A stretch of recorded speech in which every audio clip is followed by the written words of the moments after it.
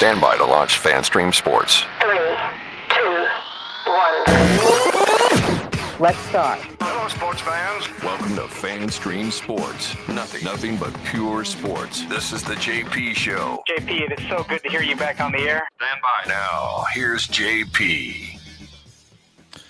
All right, welcome into a Wednesday edition of the JP Peterson Show. We are very excited. See this, what I'm wearing here, boss? See this, Timmy? Is that fantastic situation underwear? Yes, FSU Athletic Director Michael Alford will be joining us at 10:30, and he got a pretty big game coming up. A big day at the opening of Doak Campbell Stadium renovation, $265 million worth. So we're going to talk to the AD of Florida State about the stadium, the groundbreaking, trailblazing effort that he is making in premium seating here that will be coming to every other college stadium near you soon. Yep. It's a good thing in terms of revenue. For some people, it's not a great thing. Some might be getting priced out, so it's kind of a dual-edged thing, but welcome to big-time college football, which is now professional football. Yeah, so pretty much. We'll talk to him about that, all the new things coming on, a possible ACC exit, or if they're staying in the ACC.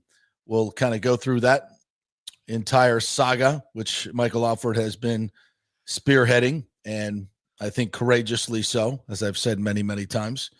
And we'll talk about the future of college football. What does a playoff look like?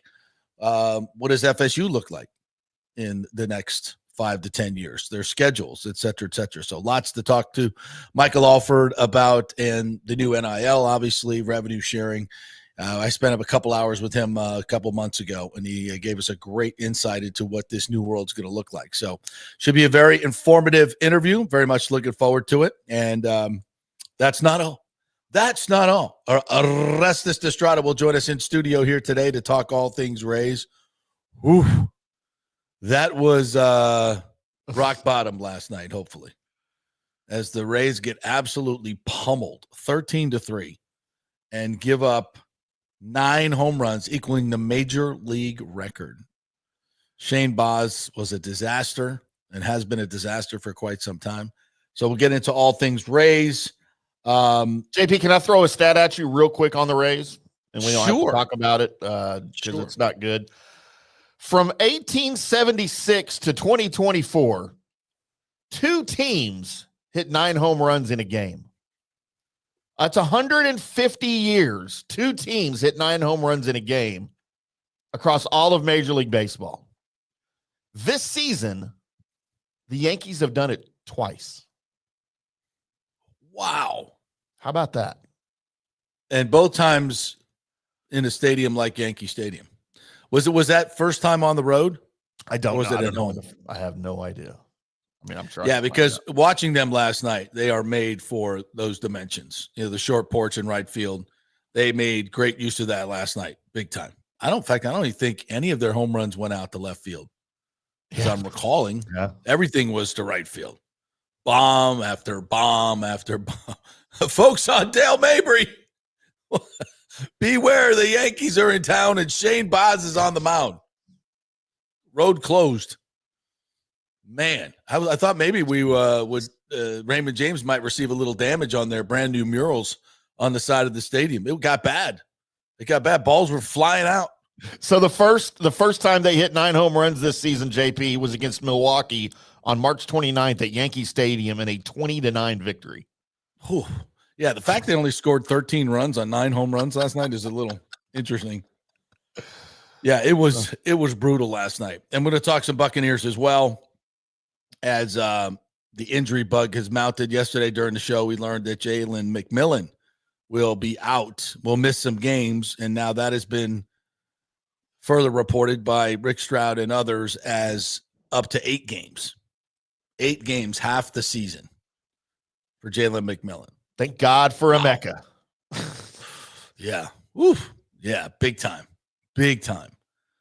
So we talked a little bit about it yesterday, but we'll get into it today as well. So welcome into the show. Thank you guys so much for joining us. Please like and subscribe if you're watching on YouTube, if you're watching on X, if you're watching on Facebook, whatever. Like and subscribe, and we really appreciate you guys, and of course, all of our great sponsors down there below you see. Super chats are open on YouTube. Super chats. Oh, that's right. Super chats are open. If you'd like to support independent journalism, which is what we are, which is what we do, we would love to have your support. Responding. Okay. All right. We'll just do this. Oh, hope I didn't leave you. Am I still there? No, you're here. You're here. You're just chopping. I'm still here? Okay. Yep. Okay. Wow. Yeah. We tested the internet here this morning, boss, and it was like screaming. So I don't know if I get StreamYard issues or. Yeah, it leads me to believe it's a computer issue, but we'll figure that out later. Oh, you think? Yeah. Our mainframe? It might be getting a little bogged down. Up. Yeah. All right. That Pornhub's got a lot of stuff on it you don't need to be looking at right there. I'm telling you. All right, so let's get into it. Jalen McMillan out for 8 games, and now we're running a little thin. You start looking at the myriad of injuries that the Bucs have now compiled. It started with Tristan Wirfs, obviously, who at least we've seen walking around and moving around without crutches, without the brace. So that leads us to believe that maybe he won't miss many games, 1 or 2 maybe in the beginning. So that's good news because we definitely need to get him back. But now you're down Jalen McMillan for 8 games, which suddenly this plethora of great receivers that you have has thinned dramatically. And luckily, this is a very balanced offense. You know, before, I think it's back in the Brady years, obviously, it was very, very dependent on wide receivers winning and Tom throwing the hell out of the ball. Well, thankfully, in the last year, with the addition of 2 tremendous offensive line coaches in Carberry and Picucci, and Liam Cohen putting a little bit more, a few more wrinkles into the run game, we're now a very, very balanced offense, perhaps the most balanced offense in the league.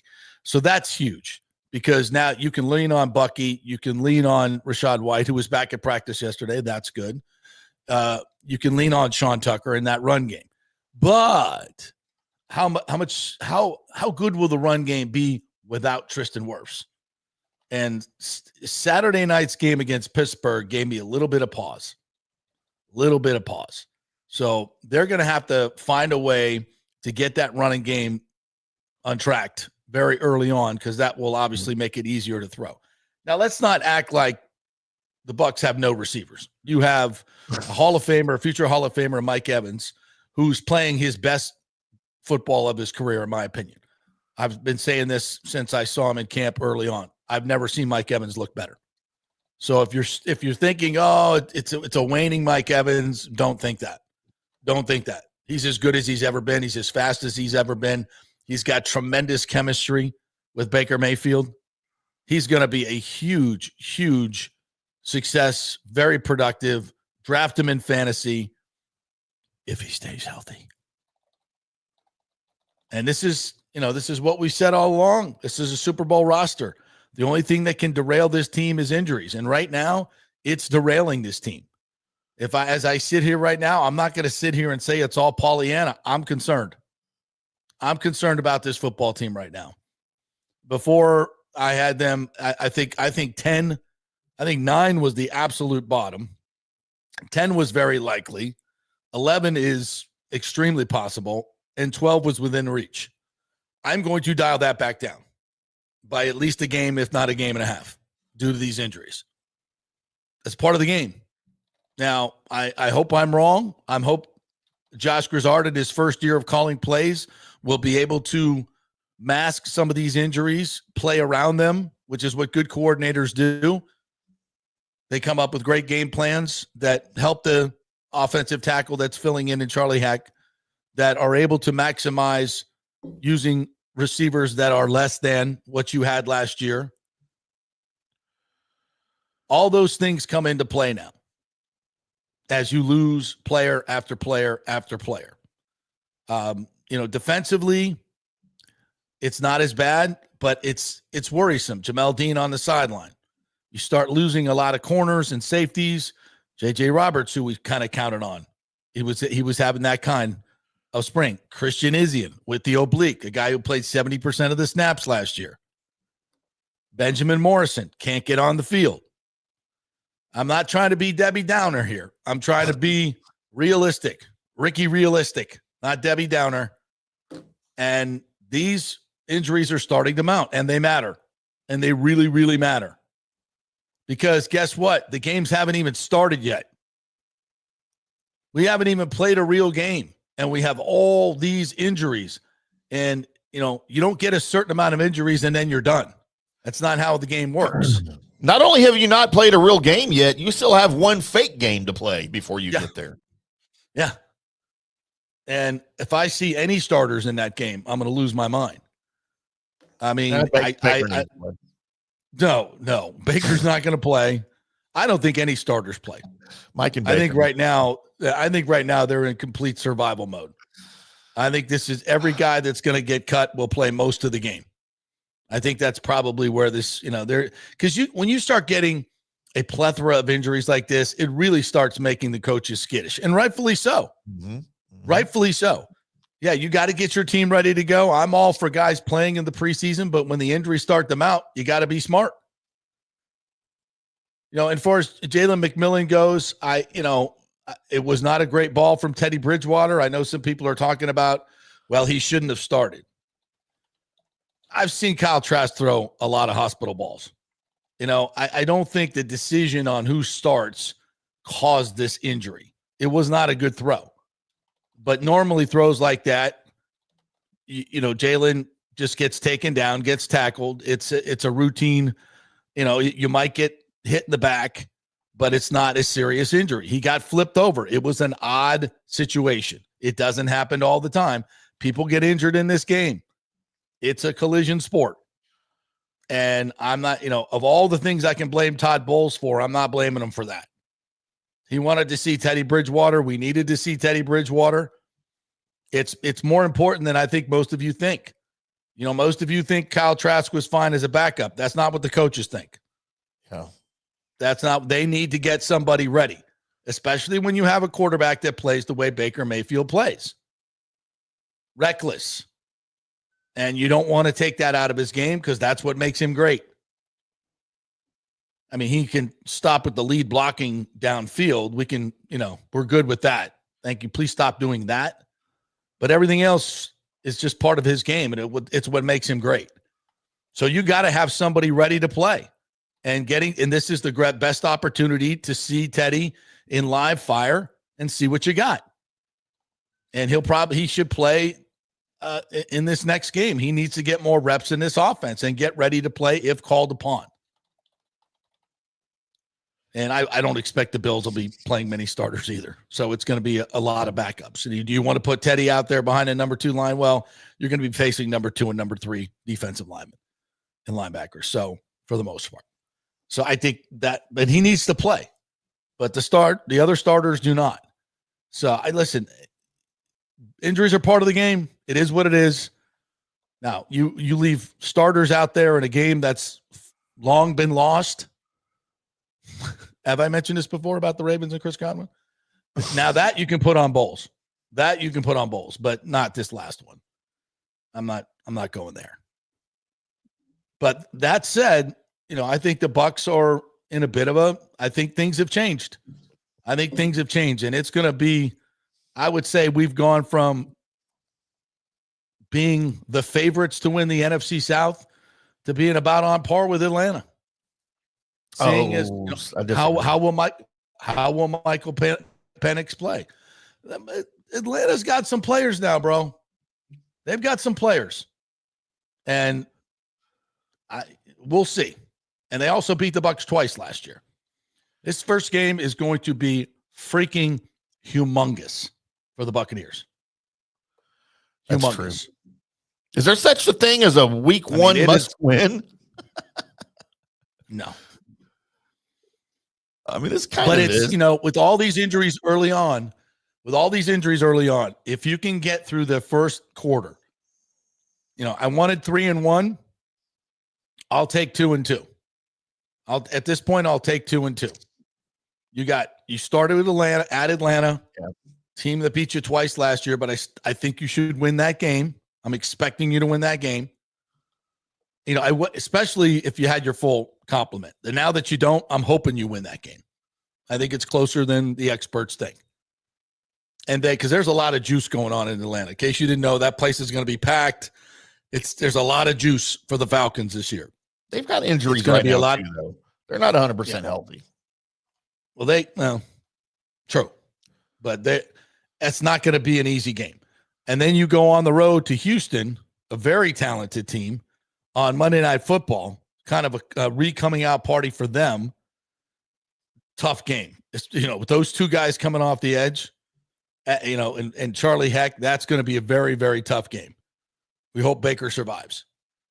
And then you come home against the Jets team. That's, we don't know what we got. Had Anthony Becht on yesterday. He talked about them. They're hoping to improve, but we lost to the Broncos last year in a similar situation. And then you got the Eagles. So there are no cakewalks in this schedule anywhere. There just aren't. It's the NFL. So if they can get through this 2-2 and get Godwin and Wirfs back around game 5, I'll take that right now. If you gave that to me right now, I'd take it. Well, I think I called it 2-2 before any of the injuries. Oh, wow. Okay. Yeah, no, to get through the first 4 weeks, I still think you lose to the Texans and the Eagles. I think you beat the Falcons and the Jets. And, here's something interesting we didn't really talk about yesterday after we had Anthony on. After his analysis of the Jets, he didn't seem real sure about what was going on with the Jets. I don't think anybody knows what's going on with the Jets. No. Justin Fields is a huge question mark. Yeah. And I think he's dealing with confidence issues. Who wouldn't be after you get ousted from the Steelers after you play? And look, I don't think Fields played great in Pittsburgh, but I don't think he was given much of a chance because Russell Wilson was the guy, and You're healthy. He gets healthy, and now he takes your job, and you don't really see the field again. And both of those guys got booted out of Pittsburgh very unceremoniously. And now you go to the Jets to replace Aaron Rodgers, who you basically traded jobs with this offseason. Mm-hmm. I think they're one of the biggest question marks in the NFL, but I don't see them, I see them as a 4 or 5 win team and somebody that even with injuries, especially early in the season, the Bucs should just dominate. Yeah. But they should. But will they is the question, right? I mean, that's right. The question. Yeah. Yeah. We tend to play down to the opponents. Yeah. So it's, this rash of injuries, I think now has changed my thoughts a little bit about this Buccaneers team. If I'm being realistic, it's going to be a challenge. It's going to be a challenge. Now, as the great Tom Brady taught us, it's how you arrive at Thanksgiving, right? Yeah. How are you playing around Thanksgiving? And that's what you got to survive until then. Be around. If you're around 500, fine, especially with this back end of this schedule, very, very manageable. If they can just survive through the first 8, get back to full strength with McMillan, and there'll be other injuries along the way. You got to remember that. But get back with McMillan and Wirfs and Godwin. Okay, now you go on a run at the end of the season, and you're steamrolling into the postseason. That's what I hope happens. So survive the first 6 games, 8 games, get to that bye week, and then put the foot down. That's the recipe for me for this Buccaneers season. Have some patience. If they don't come out of the gate 4-0, chill. We all think it's a Super Bowl roster, but these injuries are going to have an effect. Josh Grizzard being a first-time play caller, going to have an effect. This new defense, which we've seen some broken coverages again, but they're much more aggressive. They're going to make some mistakes. So, but it's not about what happens early in the season. It's about what happens in November. And that's really one of the issues here too that we've seen through 2 preseason games. And I know injuries has affected this a little bit, maybe the secondary isn't as improved and deep as we thought it was coming into the preseason through training camp, because you got guys maybe not playing as well. And keep in mind, we know they're really good, but you still got two rookies in what Morrison and Parrish. And it's, I have concerns there. Aside from the injuries, I just have personnel concerns still on the defense. I know we upgraded the defense. There's no question that that's happened. But until I see them gel and see them mesh in game situations, I'm going to have questions. Yeah, and I think you should. Will try to take advantage of that. You should. And, until we see better results, it's still a question mark. Yeah. We think it's going to be better. I think they've addressed it from a personnel standpoint, but will it be better? Will Todd Bowles be calling the plays? We shall see. Yeah, we shall see. All right, I want to transition to the Rays here before we get Michael Alford on. Michael LaRue says Shane Boz's ERA and WHIP are worse than Taj Bradley's. Are the Rays going to trade him for a bullpen arm too? Well, at this point, we're running out of starters. But do you want him out there? Since June, Shane Boz is 0-7 with a 6.85 ERA. And since that run, since the Rays run ended, the Rays are a league worse than Colorado, worse than everybody, 15-30. This is a baseball team that in the last 2 years has become extremely mediocre, if not bad. And what we saw last night is kind of a culmination of what we've seen for a while. The pitching suddenly is not so magical. Suddenly, Kyle Snyder doesn't have all the answers. These starters have been dreadful for the last month and a half with over 5 ERA as a starting staff. And a Rays starting staff with an over 5 ERA. That's unheard of. The bullpen continues to be shaky. They gave up 9 home runs last night, tying the major league record. Shane Boz gave up 5. James Shields, I believe, has the record. Former Rays. One shy of James Shields' 6. Now, the game started with a rain delay of about 2 hours. So here's my theory. So the Rays got to hang out in the Yankees clubhouse, the really nice one that they just put all that money into, right? Meanwhile, the Yankees had to stare at the picture on the wall of the roofless Trop and sit in their economy section while the Rays were in first class over there. Clearly, it pissed them off.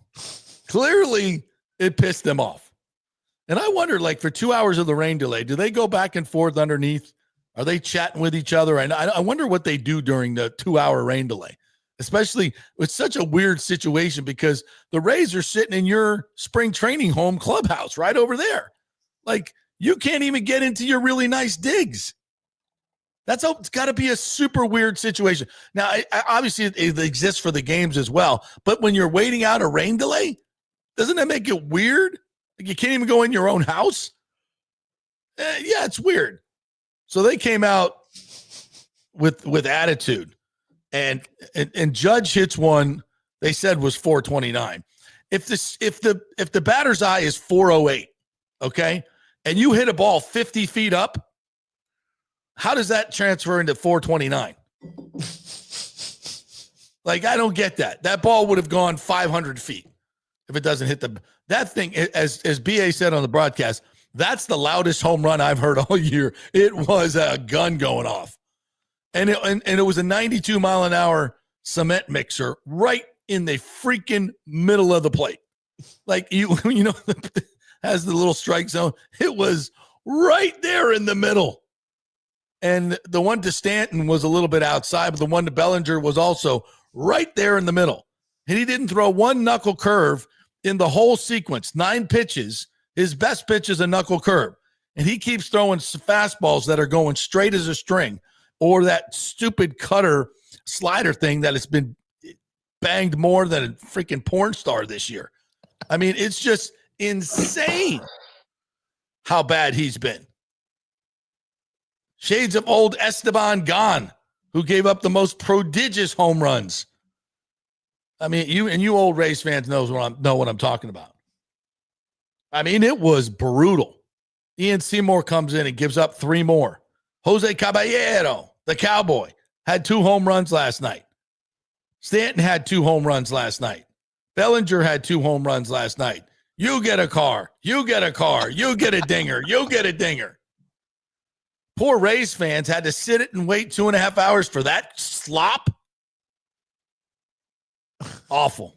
Absolutely awful.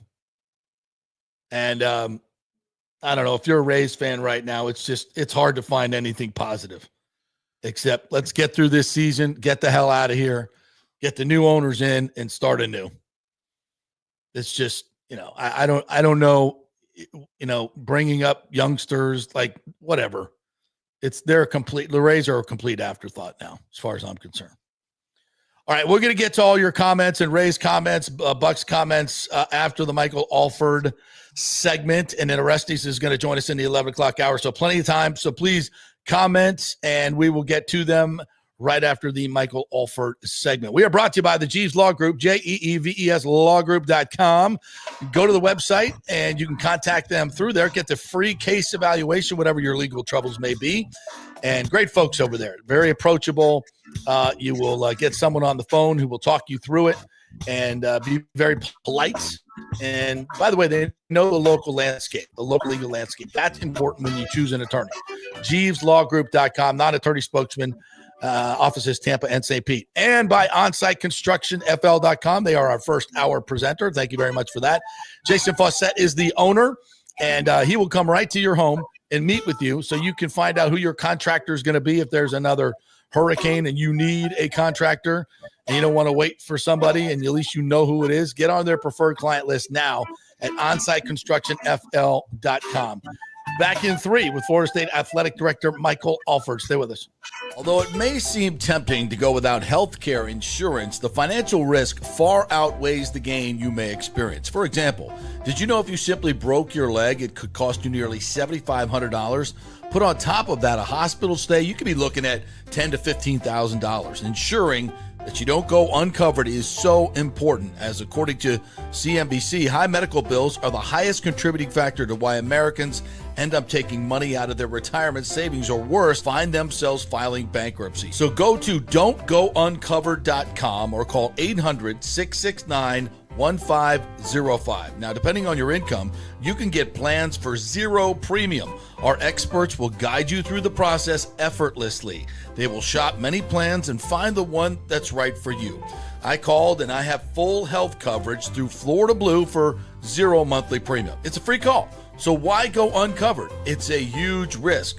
Go to don'tgouncovered.com or call 800-669-1505. That's 800-669-1505. Italiano Insurance would like to congratulate the Bucs on their 50th anniversary season. And you know what? We've been here for every season and then some, over 60 years in business. We've seen some smart coaches with great game plans, but if you don't have flood insurance or business insurance, that's a terrible game plan. That could ruin you financially. You don't want to take that L. So call 813-877-7799 and let their friendly agents quarterback your insurance and save you big money. Italiano also sponsors our FSU report every week, so go Noles. 813-877-7799 or go to italianoinsurance.com. JP here for Riveters, our new official sports bar and grill of the JP Peterson Show. And just like our show, no BS, no corporate chain feel, just amazing, authentic folks serving great comfort food in a casual atmosphere at unheard of prices. Riveters is located just south of Raymond James and Steinbrenner Field on Dale Mabry, walking distance to the park. So free parking, great place for pregame and postgame. Let's talk about fresh food. Nothing is frozen. Burgers, wings, prime rib, roasted fresh daily, never frozen. That makes a huge difference. The mahi, the salmon, also super fresh. All our sauces are original recipes made in-house. Our Warhawk chili and fully loaded potato soup is made fresh in-house. It's the best food anywhere, served by people who actually care. Riveters on Dale Mabry, just north of 275, just south of where the Bucs and Rays play. We'll see you there. Are you looking to renovate your home, rebuild after the hurricanes, or build your dream home from scratch? Well, let me tell you about my friend Jason Fawcett and On-Site Construction. They have over 1,450 satisfied clients, 25 years of experience, over 500 designs, and a talented team of over 40 construction professionals. They believe building something exceptional begins by truly focusing on all the details, even the smallest ones. We understand that construction can be a daunting process, and we're here to make it as smooth and stress-free as possible. Quality is non-negotiable at On-Site Construction. We use the finest materials, employ the most skilled tradespeople, and adhere to the highest industry standards to deliver a product we're proud of and that you're going to love. Our project management is meticulous with a focus on completing projects on time and on budget. Your happiness is our primary driver. So give us a call at 813-579-5789 or check out our incredible website at onsiteconstructionfl.com. Are you having legal issues with a business partner or other legal business issues? The attorneys at Walters, Levine & DeGrave can help. Call 800-616-0384 for a free consultation. At Walters, Levine & DeGrave, we've redefined what a law firm can be with top-tier attorneys, personal service, and 26 years of success. From business law to civil litigation, we deliver smart, client-focused solutions. Walters, Levine & DeGrave recently won a $6.4 million jury verdict from a large real estate developer, and they can win for you too. Walters, Levine & DeGrave. Let's solve it together. Not attorney spokesman. For a free consultation, call 800-616-0384 or go to walterslevine.com. Offices Tampa, Sarasota. Let's go. Right now, back to the show on FanStream Sports. All right, welcome back to the JP Peterson Show, coming to you live from the Kingmakers studio here in beautiful South Tampa, and brought to you by the great folks at Kingmakers. By day, it's a great place for you to work. Lots of office space here. You can rent the focus room here. We have a great and very stylish conference room if you'd like to use that. We have this great production studio here, which is you can also have available to you if you want to do podcasts. And by night, it becomes a very sports-centric place to hang out and network. Kingmakers, very unique space here. So go to kingmakerstampa.com for membership opportunities. Check it out. Really cool stuff. And, of course, we're brought to you by the great folks at Riveters. Riveters was packed last night. I'm told it was packed with Yankee fans. Gross. So they all got liquored up to go sit around for 2 hours and wait for the barrage to begin. So, yeah, it was but that's the place. That's the place. If you're going to go to a Rays game, you got to head on over to Riveters, enjoy the great food, the great prices. The happy hours right before the games are absolutely fantastic. So go ahead and check it out at Riveters, just south of the Stein. You can walk to the games, although it's a little hot. Long walk. Maybe. Yeah. You wouldn't be able to handle it, Ham. Yeah, I couldn't do it. I'd have to get you an Uber, but everybody should Uber. All right. Well, let's Walking's talk. Overrated. I got my Florida State gear on this morning just to make sure that the athletic director, our good friend Michael Alford, knows that we are the voice of the Seminoles here in the Tampa Bay area. So let's welcome in Florida State athletic director, the great Michael Alford. Always looking dapper, my friend. Sorry I'm in a T-shirt, but it's the only FSU stuff. This is my game T-shirt. I've been wearing this to Florida State games for quite some time, so I had to dress appropriately. How are you? Thanks for joining us. You always look great, my friend. You always are just one of the most stylish guys in the Tampa area. Every time I'm in Tampa, you're always dressed to the T, so I appreciate it. Well, that's just because of my lightning gig. I have to dress up for that, but otherwise, I'm good. So you're probably, are you overlooking the stadium right now? Is that I don't know if you're right now to my right, I'm watching this watch practice. Okay. All right. Overlooking that, putting my eyes on that a little bit. And right in front of me here is the new Dunlap Football Practice Center. So watching, I get to see that construction every day, and it's not good for my director of capital projects, Ben Zerden, because I'll see four guys taking a break in the shade, and I'll be yelling down the hall like, "Why are they taking a break? We got to go." Is it the same for Norvell too? You see somebody miss a block, you're on the phone. Like, what are we doing? I'm right here going, what are we doing down there? You got eyes on everything. I got a great vantage point here, and then I go walk down to football and look into the stadium at that. We had a very successful sneak peek Over 2,500 people came in, and nothing but rave reviews about Doak Campbell and what we've done. And that was important for us to get people in because it's such a different entrance. Doak now has a grand entrance. I don't know if you saw it, JP, with the I saw it. It's amazing. We were able to keep the spear quiet before the sneak, which we've never kept anything quiet here that we're doing. So it's really amazing that we were able to do that. But nothing but rave reviews so far. But it allows us to also get people in the building. So operationally, we see movement, what we need, more security, concession, and all the above. So get us ready for next week. Well, give us a little overview of what you've done. I know we've gone from 80,000 to 67,000. It's now premium seats. And as I tell everybody, this is the wave of the future in college football. I mean, these huge 100,000 seat stadiums the seats are coming out. The premium areas are going in. So Florida State, with your leadership, is ahead of the curve now. This is already done. I think Florida's going to follow suit with their renovation. Of course, behind us. As usual. So tell us a little bit about with everything that you've done. Well, when you came to Doak, and our total attendance was about 75,000 seats.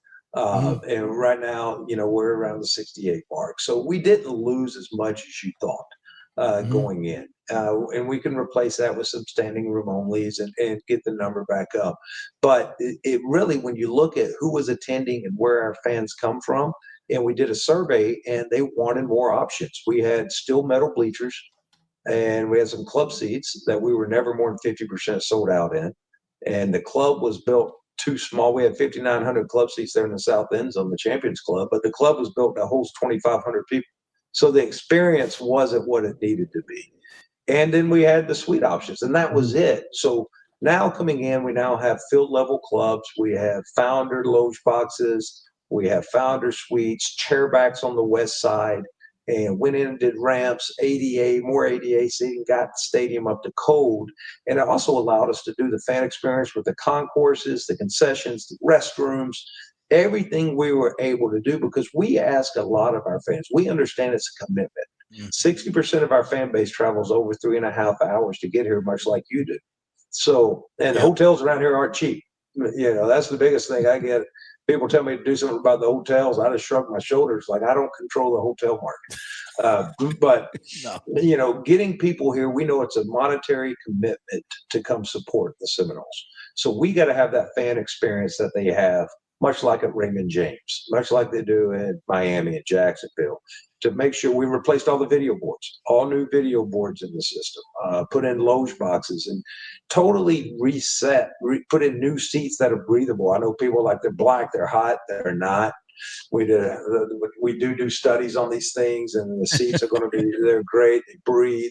And so just getting that fan experience up to par, because when you look financially, the average SEC school makes over $13 million more than we do on a game day throughout the year. On a game day? Yeah. The Big Ten makes $9 on the average. On the average, not the top end, not the bottom, but the average SEC school and average Big Ten school makes $9 and $13 more million than we do. And the reason they've gone in and modernized their stadiums, and we just needed to modernize it because you knew what I was spending on deferred maintenance every year just to keep it up. Yeah. It just made more sense to go in and modernize it and have that opportunity to do it. Well, I can't wait to get in there. It's much needed, and I'm looking forward to seeing everything, including the spear, which looks really cool. It's remarkable. Yeah. So the field is going to be new as well. So you spent a good penny on we're going to put down a whole new field. Tell me about that. Yes, sir. It's going in right now. We call it lay and play. It's it's the top of the line. It's what they put down for Super Bowls, major soccer events, where it's thick cut. And that was one of the alternatives we had, to be honest. We laid sod. There were just some areas, and especially in the middle of the field, that it just didn't take root to my standards and our standards here at Florida State. So we always had this in the background going, okay, we can do this. And we're going to be doing sod every year. So really, we're going to be going to this hybrid cut sod every year because of all the events we're going to be doing in Doak Campbell moving forward. That was part of the renovation, is now we can get 18-wheelers down to to field level to be able to do concerts. And I've already got some announcements coming in the future, but we've already got like 3-4 full stadium events coming. Oh, nice. I call it dirt season, January to April. We're going dirt season. But we have some events coming, and we're going to be resodding the field every year. So it gave us the opportunity to put the very best product in the world down for a playing surface that we can have that student athlete experience even better moving forward. Michael Alford joining us here, Florida State Athletic Director. I can't even imagine the pressure of doing all this and having the first game be Alabama. National television audience is like, you don't have any wiggle room. Like the rains come, all this in construction. Like what has that experience been like getting ready for this big game? Well, we have a great staff, and we've been forecasting it on it. And people say, why did you do all that you're doing? Over $450 million in construction going on. Why did you do it now with this coming up? I'm like, there's never a good time not to. Right. We had to just go. And, last year we ripped down the whole west side, but we had to make sure that we were, and this is 4 years in making, that we were ready coming out of the House settlement and everything, and looking into the future of collegiate athletics, that when the new call it game plan came, or the new industry and changes within our industry, we were coming out of it more prepared than our peers. So we had to invest into the football program. And to be honest with you, JP, our fans we have sold more season tickets this year at this point, about 2,500 more season tickets at the end of July than we had at the end of July last year, coming off a 13-0 year. Wow. And the premium stuff is mostly sold out. So yeah, mostly sold out. And the reason it's all not sold out is because you hold back some, just if there's a seating issue or something, you always want to have some in the back pocket to take care of issues. But yes, we are pacing ahead and maybe going to catch more season tickets than we've ever sold in the last 5 or 6 years since Coach Norvell's been here. Wow. So our fan base is really excited about the future of our program and really excited about the changes. And that's something that we're going to continue to look and try to model. But now when you used to come to Doak, you only had about 3 options. Now you got about 15 different price points, different game experiences. You get to choose what experience you want, and we're going to deliver that. Michael Alford joining us here, Florida State Athletic Director. Michael, I've been talking about this for probably 3 or 4 years since Florida State started the lawsuit and everything with the ACC, and I don't think people understand what exactly this was all about. The national media, I think, has put out a lot of false narratives about this, and I tell people all the time, if your particular school was propping up the rest of the conference and your media rights were driving all the money and it was equally distributed while you're trying to compete with the SEC and the Big Ten, you'd want to get some changes done too. And I applaud you and your staff for having the courage to do what you did, because I know you didn't want to. Everything that you got in this settlement, you asked for beforehand. You didn't want to go this way, but the ACC was not listening. They were not listening. So at some point, you had to go to court. And I would guess right now you sit in a situation that you got most everything you asked for. You took all the slings and arrows, but was it? And I'll sit here. I'll say this. I think the snub by ESPN and that whole agenda-driven committee was directly tied to the fact that you wanted to get out of the ACC. It would have cost them hundreds of millions of dollars. I think it was a hit job. That's my personal opinion. And to do that to athletes, to schools, to fans is reprehensible. But you've taken a lot of slings and arrows, but I think we're better off than where we were. And explain why. Yeah, without a doubt, JP. And a lot of these conversations have been taking place. When I first got as athletic director and sitting in those rooms at the league and having the data I have, JP, you know me, I'm an analytical data guy. Yes. I knew what we were worth. I knew what we brought to the media agreement and within the conference financially. So I knew our place within the conference. I knew everyone's place. I knew what everyone brought to the contract and what was the value of every institution and our institution. And behind closed doors, we asked for our fair share. We said, look, here's the SEC contract. Here's the Big Ten contract. Here's the Big 12 contract. Here's the future. Here's when they go back for another bite at the apple to renegotiate before we even get to renegotiate again in 2036. So what are we going to do as a conference to get better? We have to get better, and we have to look at how we grow our media rights. And so all this took place. And given the facts that we were, what our value was, and to compete amongst our peers, who, we consider Alabama, the Ohio States, the Michigans, that's our peers. Yep. And the Georgia. So to compete with them and to represent this conference, we need to be financially, have the opportunity to be more financially right to compete with them. And that was very important to us. And it is anyone. I don't care who, it could be anyone within our conference has the ability to go earn those media dollars. The way we set it up is the way we always wanted it. It wasn't come play Florida State more. It was give us the opportunity due to the media rankings to earn that media money, right? So we can go compete. And that was what our argument was. And I hate that I had to get to as far as it did. But for us looking for the future, I represent Florida State University.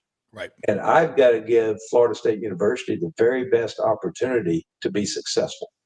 And that was part of where it got to where it was we got to be successful. And we know the future of college athletics. And to be successful in the future, we need more resources to provide like our peers are across the country.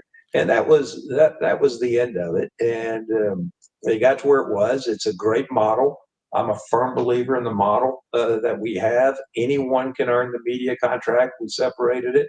Anyone can go have success on the field and get paid different, get rewarded for your success. So it gives us the opportunity to garner some of those finances and resources out of that media contract to provide back those winning edge resources to our student athletes to compete on a national level. And that's where it is now. It becomes money, right, Michael? If you want your football team to be good, your basketball team, all of your sports to be good, you've got to fund it now. You've got to pay the players.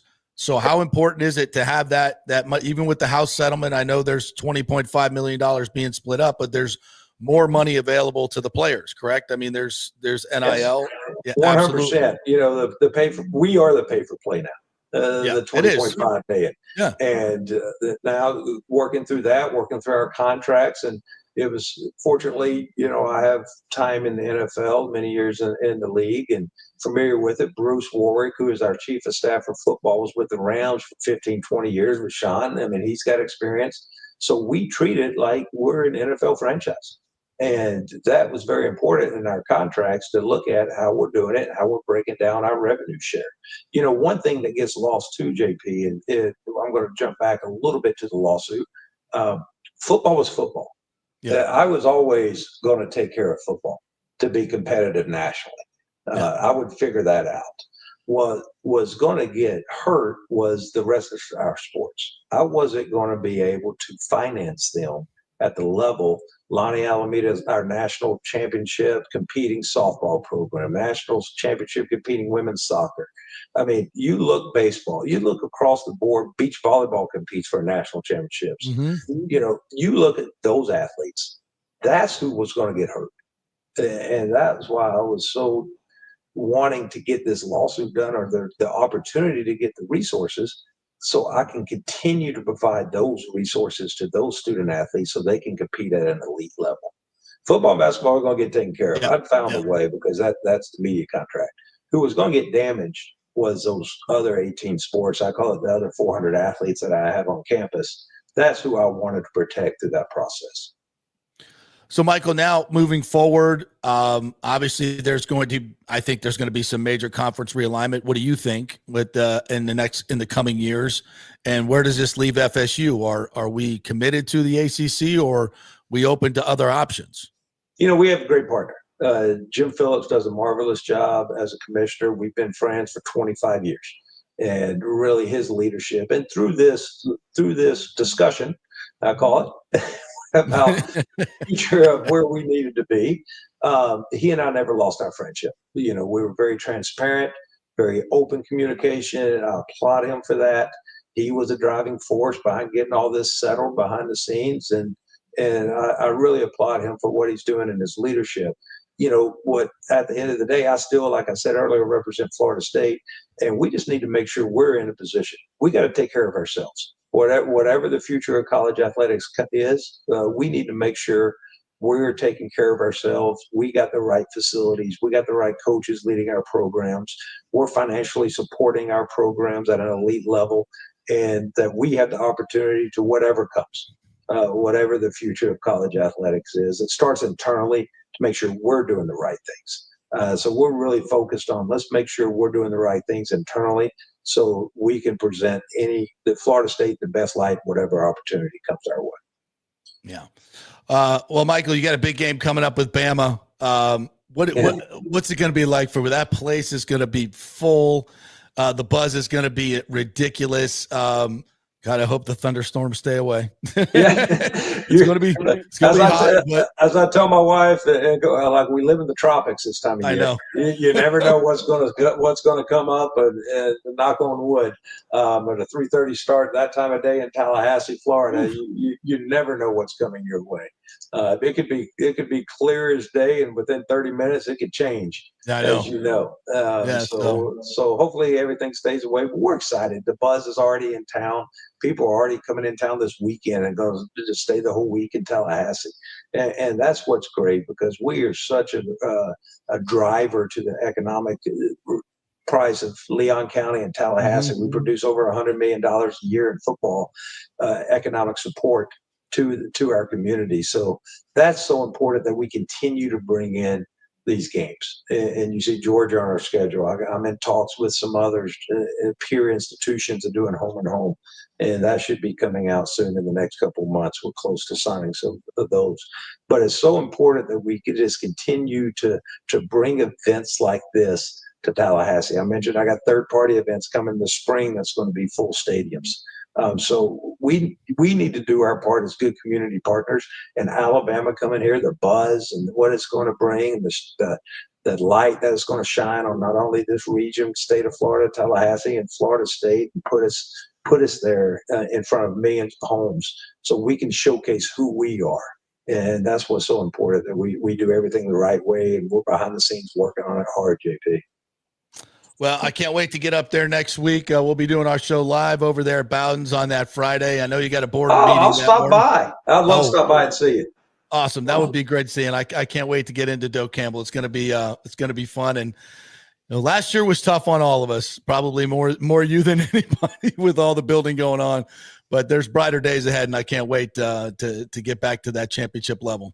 Yeah, I really love the direction of the program. I love the attitude of our kids this year. The culture, the leadership, some of them are showing. I mean, they're really stepping up, and it's about a team. And I really like the direction we're going. I like some of the pieces we brought in, but more importantly, the type of people they are. As you know, Florida State better than anybody. I mean, Florida State is about the people, and such quality young men and women here. And that's what all of our coaches represent. You look at our coaches staff from top to bottom, we have the best head coaches in the world running our programs, and the culture they have amongst each other and the ideas they share and everything else, it is exactly what people try to emulate here. And that's what's so important to me. Somebody asked me about a basketball coach, and when I hired Luke Laux, what's important to me when I hire coaches, they come in and fit the other ones. They come in and be siloed. They got to fit our culture here at Florida State. That's so important. And so I'm really looking forward to showcasing Florida State against Bama. Yeah, that's what I love about Link and Luke. They go back to the glory days and the legacy of Coach Bowden that still it just is over this university and its athletic department. Right. And I love that part of it. Yeah, you don't realize the impact he had until you live in Tallahassee. But not only Florida State, his core values, of course, resonate. The program, the athletic department, resonate the university, what he stood for. I think he had such an impact on the university, but the community as well.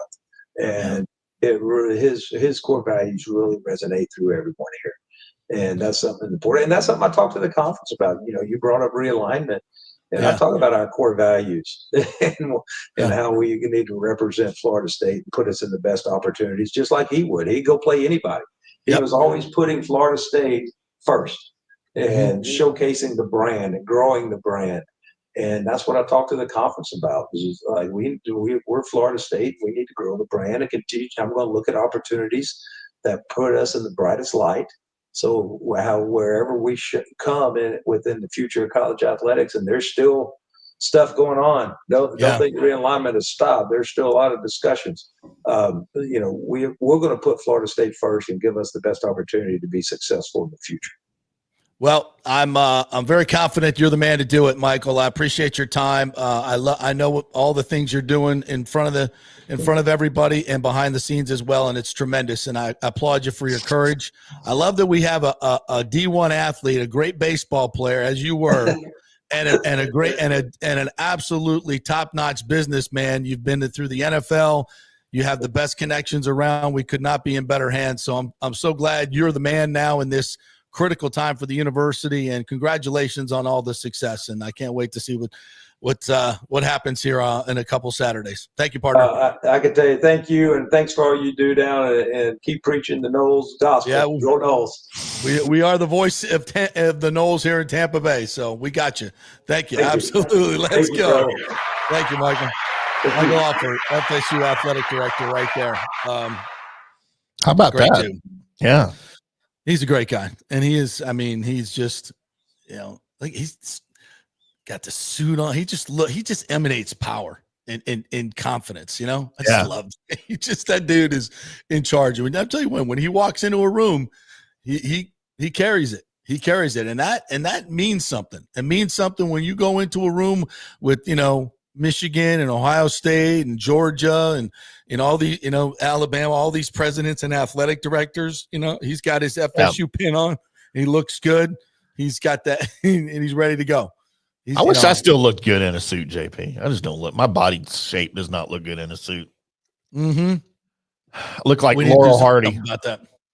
I look like Laurel Hardy. He's a D1 athlete, man. He stays in shape. He works out. And, when he goes down and talks to the teams, they understand this is a guy that's been in the fire. This is a guy that's been in the fire. He's just not some corporate schmuck that got put in front of an athletic department. And we've had those at Florida State. Yeah, I'm sure. Far too many of them in that athletic director chair that don't understand it's not just corporate. It's about the players and providing the best experience for the players. Michael talks about that all the time. He says, if NIL is what it is, and there'll be teams that outbid you for certain players. He goes, but if I provide the best college experience for these players, if I provide the best facilities and our core values and our coaches are what we, this Bobby Bowden legacy, we're going to win. And he's 100% right. You're in the South. You got a sphere around you in terms of talent, especially in football. You have a great legacy that Coach Bowden has left, whatever you wanted. Yes, it's been a while, but 2013 is our last national championship. We've competed, far beyond that. But even, 2 years ago for the snub, I mean, that's a team that should have gone to the playoffs as a top 4 team, 13-0. And it looks far removed from that. I get it, but it's not far removed. These things change all the time if you're doing it the right way. If you're putting the money into it, doing it in a smart way. For many years, Florida State did not do that. We were not doing it the right way. We had a lot of people in charge in higher offices that had no effing idea what they were doing. Their priorities were wrong. It was not a good situation. And Michael has come in and cleaned up all that. So yeah, it's a good day to be a Seminole. And if they can upset Alabama, move this time. You know what? Even if they can just play him close, like be in the game in the fourth quarter, I feel like with a loss, even if it's the game goes that way, like I feel like that's a huge statement for the Seminoles. Don't get embarrassed. Don't look like the Rays last night.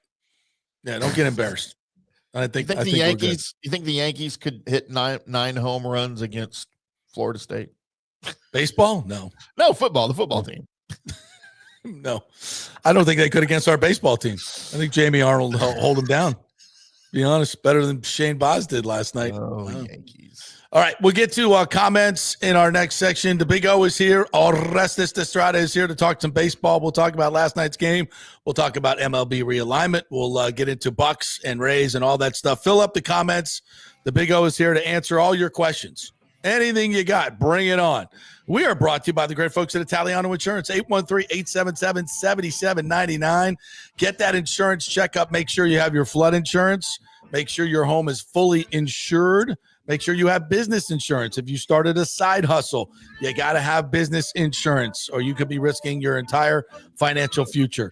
ItalianoInsurance.com. A human being will answer the phone who speaks great English, and you will be able to understand them, and they will be very polite. That is Italiano Insurance. Been doing it for years and years and years, over 60 years. Give them a call. Tell them JP sent you. Back at 3. From I do to I still do, the Golden Diamond Source is there for every special moment in your lives and mine. JP here for the Golden Diamond Source. I bought my engagement ring there, and so did my co-host Nick. Great experience. And no matter what your budget is, they will guide you from your first diamond purchase to upgrading your Golden Diamond Source diamond at 100% of its value for a bigger, better diamond. That's awesome. 100% of your diamond's value. You can't get that anywhere else. Enjoy their beautiful, relaxing bridal salon and select from the most extensive collection of diamond engagement rings, anniversary rings, and wedding bands. Julie and Steve Weintraub have always told me that they want to be your family jeweler, and that has been true for me, from special presents like birthstone pendants, tennis bracelets, even diamond studs. They have it all in one place. So if you want her to say I do or I still do, be sure to choose a diamond from the Golden Diamond Source, 3800 Olmerton Road, always online at thegoldendiamondsource.com. Getting old is inevitable, but feeling and looking old is avoidable. If you're feeling run down, your workout sucks, or your sexual libido is not what it used to be, check out Bay Area Modern Medical Center. That happened to me a few years ago, and I found out I had the testosterone level of a second-grade girl. That's not good. Our food, environment, and stress can cause your T levels to drop. Bay Area Modern Medical Center can help, and they are different. They offer customized hormone replacement for both men and women. Christopher Lugo and his medical staff can help you restore your energy, your sex drive, and your feelings of well-being. It was a total game changer for me. I have way more energy, lost 30 pounds, and I'm performing better in all areas of my life. Nobody wants to talk about sexual health, but it's key to a balanced life. We offer discreet treatments with real-world results. So if you're suffering from a lack of interest in sex, ED, or lack of sexual stamina, Dr. Lugo and his staff can help. Take your health care to the next level at Bay Area Modern Medical Center, 844-977-3477 or BAMMC.com. JP here for the Jeeves Law Group and my man Scott Jeeves, who lives right here and has long been a highly respected member of our community. He's a proud sponsor of the Tampa Riverwalk. Jeeves Law Group is also a proud sponsor of our Grand Central District in St. Pete and has neighborhood events throughout the year. He has an office on Central Avenue in St. Pete and one on South Howard in Tampa. You can't get more local than that. So when you need an attorney, you're going to hire some huge firm that advertises all over the state or the one that supports your favorite sports show. It's the Jeeves Law Group. We're local, we're trusted, and we get results. For personal injury and personal attention, call us for a free case evaluation. That's 8889-JEEVES. That's 8889-JEEVES. With this record heat in Tampa Bay, you better have your AC unit running at peak efficiency. Third Generation Plumbing installs the best American standard AC units. Our split systems offer the highest efficiency available while reducing energy bills and maximizing comfort. That's why Third Generation Plumbing trusts American standard air conditioning, built to last, made to perform. Whether it's a new install or an emergency repair, our family-owned team brings 3 generations of trusted service to your home, now with the unmatched reliability of American standard. Plumbing or cooling, we've got Tampa covered. Call Third Generation Plumbing today, 813-961-8024, or go to thirdgenerationplumbing.com. And we also do AC.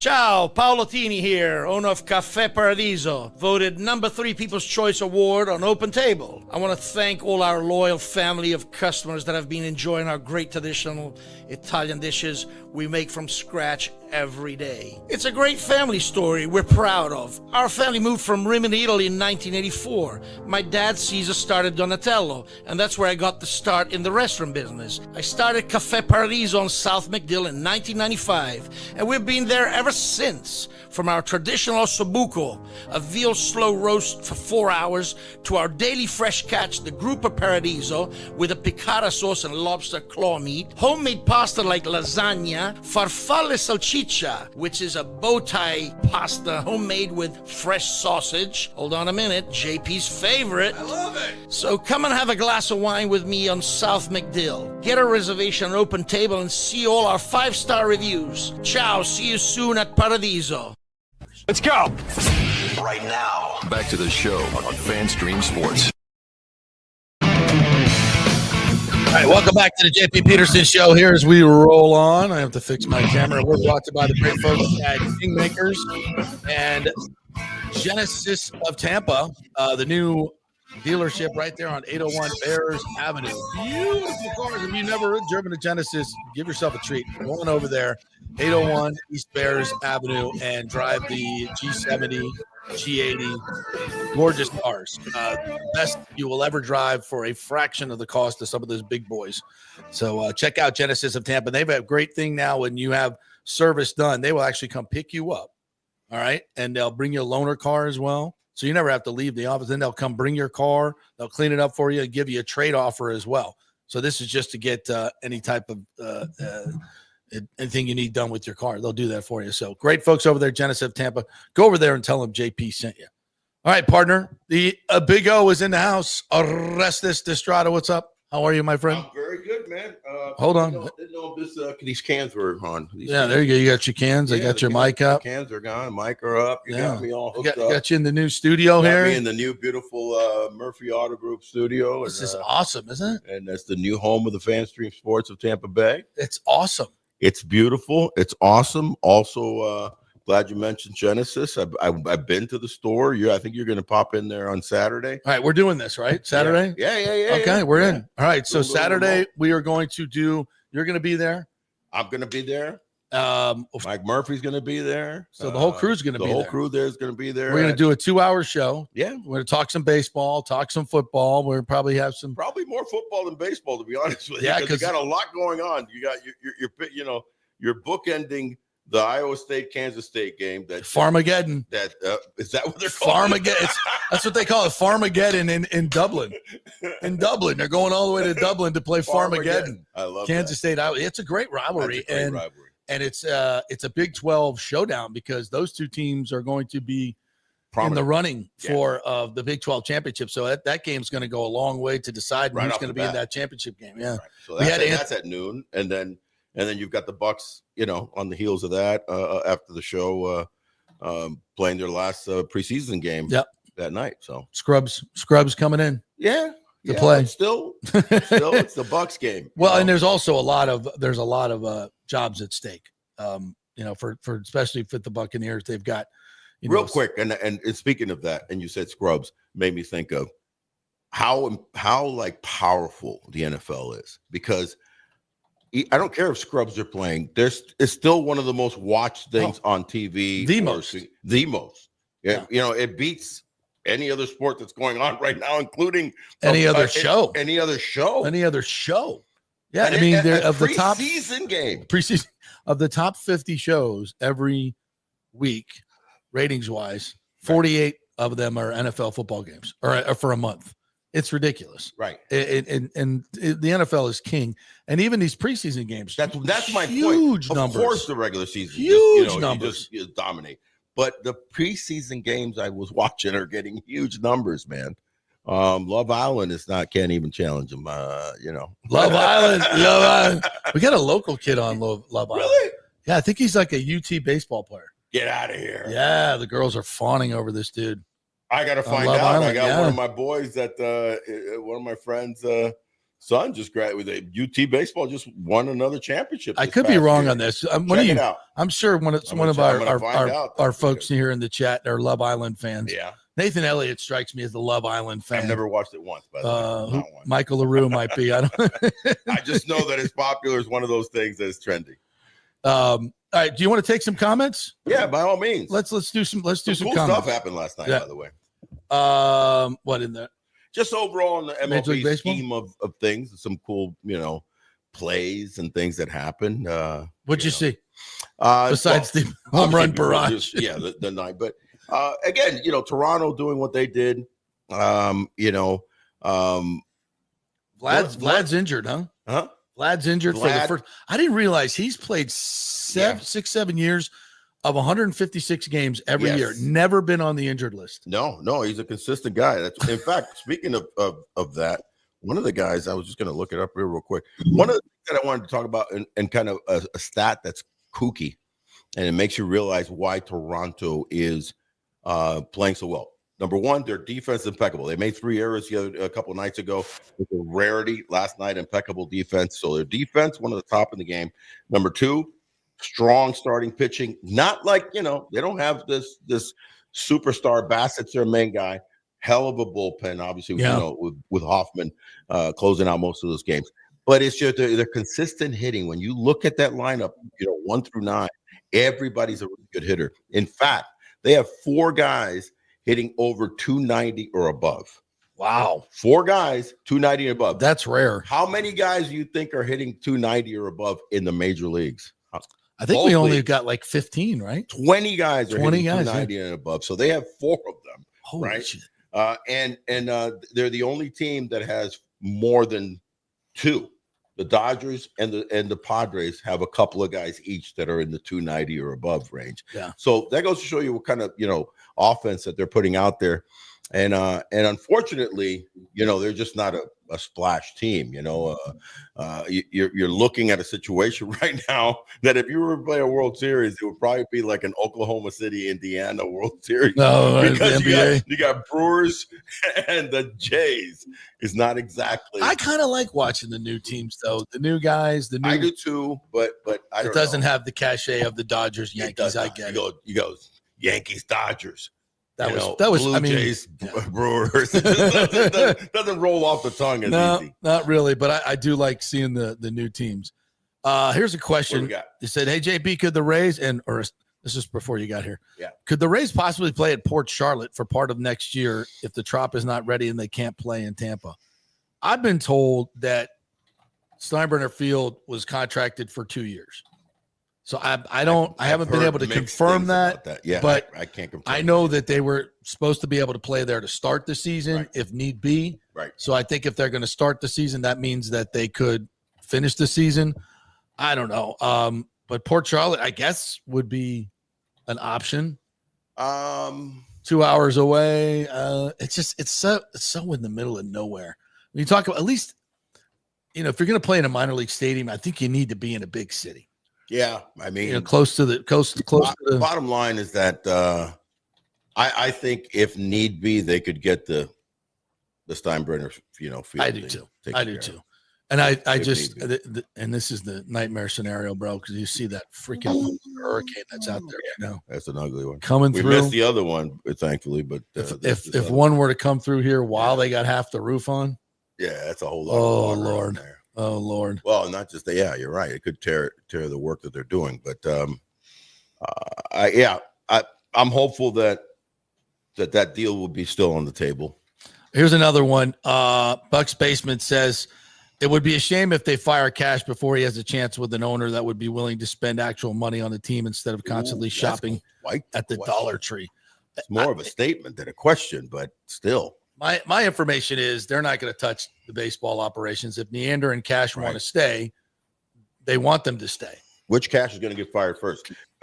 Kevin Cash or Cashman?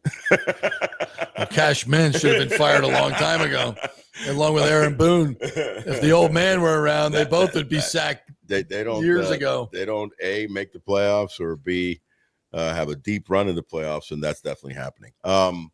I think Kevin Cash deserves every opportunity in this God's earth to stay where he's at and do what he's doing. He's done a phenomenal job. And he's in the same boat as Eric Neander is, in the sense that he's done so much with so little. You know what I mean? And I don't mean little talent, because they've developed talent. Yeah. But just payroll. The payroll of having be able to have the depth. One of the biggest reasons the Rays are struggling this year, to be honest with you, is injuries, predominantly injuries to, the middle of the bullpen. But just it happened to be one of these years where their development, it just didn't click. Well, how many times have we had guys, the Poches, and the names are so many that were either, but we never hold on to them. No, but it's not about over years. Yeah, I agree that they don't hold on to them, and even some of them, the Kirby Yates, and you can name so many that are gone on to greatness. Yeah, as far as middle relievers, yes, or closers. We're not even talking about star, right? The shields of the, no, there's a ton of relievers that have been raised that are out there that have come in, either were drafted and developed or smartly traded for, kicked ass for 2 or 3 years, and then moved on. Right. Well, this group, for some reason, because they're very good at development, has not been consistent. Yeah. Most of the reasons that they're losing has been that 6th, 7th, and 8th inning kind of losses. Yeah. And so that's also not having enough money. Exactly, because when you lose one piece, you have depth. You have depth. You have depth. Right. And when you don't, you get a couple injuries, and you're screwed. Your injuries are a couple of off years, but of evaluating your talent, and you weren't right about Montgomery. You weren't right about Seymour. You weren't right about somebody, and that happens. Yes, we just went on a ridiculous run of getting it all right for so long. Getting it all right for so long. Right. Like has the rest of the league caught up? Does Kyle Snyder not have the answers anymore? Like, is it injuries? It's a combination of everything. I think it's injuries, and then you're gonna hit that every few years. You're just gonna hit. When you buy some bananas, and you're like, they look like, and then you get home and you open them, they're like mushy, and you're going, I hit a bad batch. Yeah. That usually doesn't happen. That happens. Oh, here's an interesting thought from Thomas Casper. Should have beamed a couple of those Yank Queens last night. Back in the day, you don't hit 3 home runs in a row, because after back-to-back, the third guy's taking one in the ear. Yeah, that's the old Don Drysdale method. There was a lot more guys than Don Drysdale. 3 in a row, you're getting hit. I'm being honest. I mean, I'm not that old, but you got to back them off. Yeah, you got to back them off a little bit. It's not prevalent anymore. It's just not. It's not and it's definitely not the Rays way. It's not the Rays way, and it's not baseball's way. Pretty much. I mean, when you have the bat flips that you have nowadays, when a guy in the first inning does the big old bat flip, guys were getting brushed back as soon as the next guy got up to the plate. All right, so I wouldn't have minded seeing somebody get hit last night. Something not in the head, just a little, backside, little backside, little ribs, little brush back. That's little brush back. You don't even have to hit them, right? Yeah, you don't even have to hit them. You definitely don't have to hit them. And listen, one thing Rod Dibble told me many years ago, who was a very dear friend of mine, Dibs, said, "Hey, everybody that I hit, I knew I was hitting." Like because he goes, if you're in the major leagues, 99.9% of the guys, he said, can control a fastball. So the rarity that it slips away from you and hits a guy or hits him in the head is very rare. We're taught, and we're that good of controlling a baseball in our hands with our arm, that you should be able to brush a guy back. And that's what I did a lot. He goes, I brush guys back more than I hit guys. Yeah. So when Dibs was telling me that, who reared back crazy, right? Him and Charlton, oh my God, the bad boys. That tells me that you should be able to brush a guy back. Yeah. And I was a hitter, man, and I was a big hitter. As far as size and stuff, I didn't get pissed off when somebody brushed me back. It's part of the game. In fact, it juiced me up. Yeah. I'd get like, all right, dude, here we go. Right, you're not going to throw 4 of those. You're not just going to walk me. Right. But you're trying to show me something. Let's go. So I would you dig in. Oh, dude. I don't know how you do that. Yeah. After a guy throws 101 at your head, how you dig back in. Yeah, no, you got to get back in there. I'm looking for this one game, man. It was the Reds and Angels. And in this game, if I'm not mistaken, Yes. Dela Cruz scored twice, not once, 2 times from first base on a single. That dude is fast. Both times he was stealing. Both times. Miguel Andujar, former Yankee, he's jumped around a little bit, hit bullets in the gap, but only short enough to only be a single. But he was running. You should guys see these highlights, bro. This dude, by the time the ball hit the outfield, he's pretty much already tagging second. So it's like he's on second on a base hit. And plus, he's so big, it takes him like 6 strides to get the third. It's ridiculous, bro. And then he's home. I mean, Simpson's fast, but Dela Cruz, when he gets going, it feels like he really covers ground. No, it's fun to watch. Baseball's never had the athletes it has today.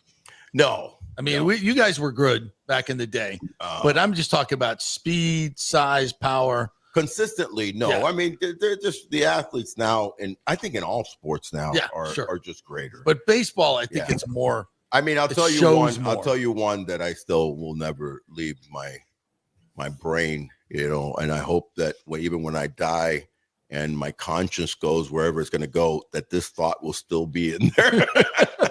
Because it was the craziest thing that ever happened. So we're in Fulton County Stadium. We're playing with the Atlanta Braves in a series, and we already had gotten beat twice. And this is the third game. Who are you playing with this year? The Florida Marlins. Yeah, it wasn't the Pirates. We're the Florida Marlins, and we're tied in like the 11th or 12th inning. I want to say the 12th inning, and none other than Deion Sanders is leading off. Deion hits a swinging bunt in front of the pitcher, right? And no chance. I mean, this is the fastest human being I've ever seen on any field. Me as well. Yeah. Phenomenal. Yeah. Well, you know him well because you covered him. Yeah, 4-2. And you were on that, you'd be on the sidelines. You would watch I saw him run track. By.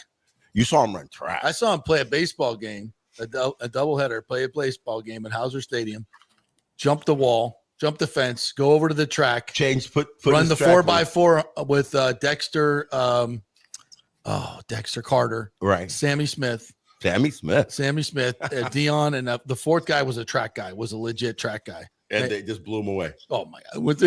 They won by half a straightaway in the 4x100. So and then come back and play the second game of the doubleheader. Yeah, it wasn't that he had finished baseball. No, in between doubleheaders, they ran, came back, played the second.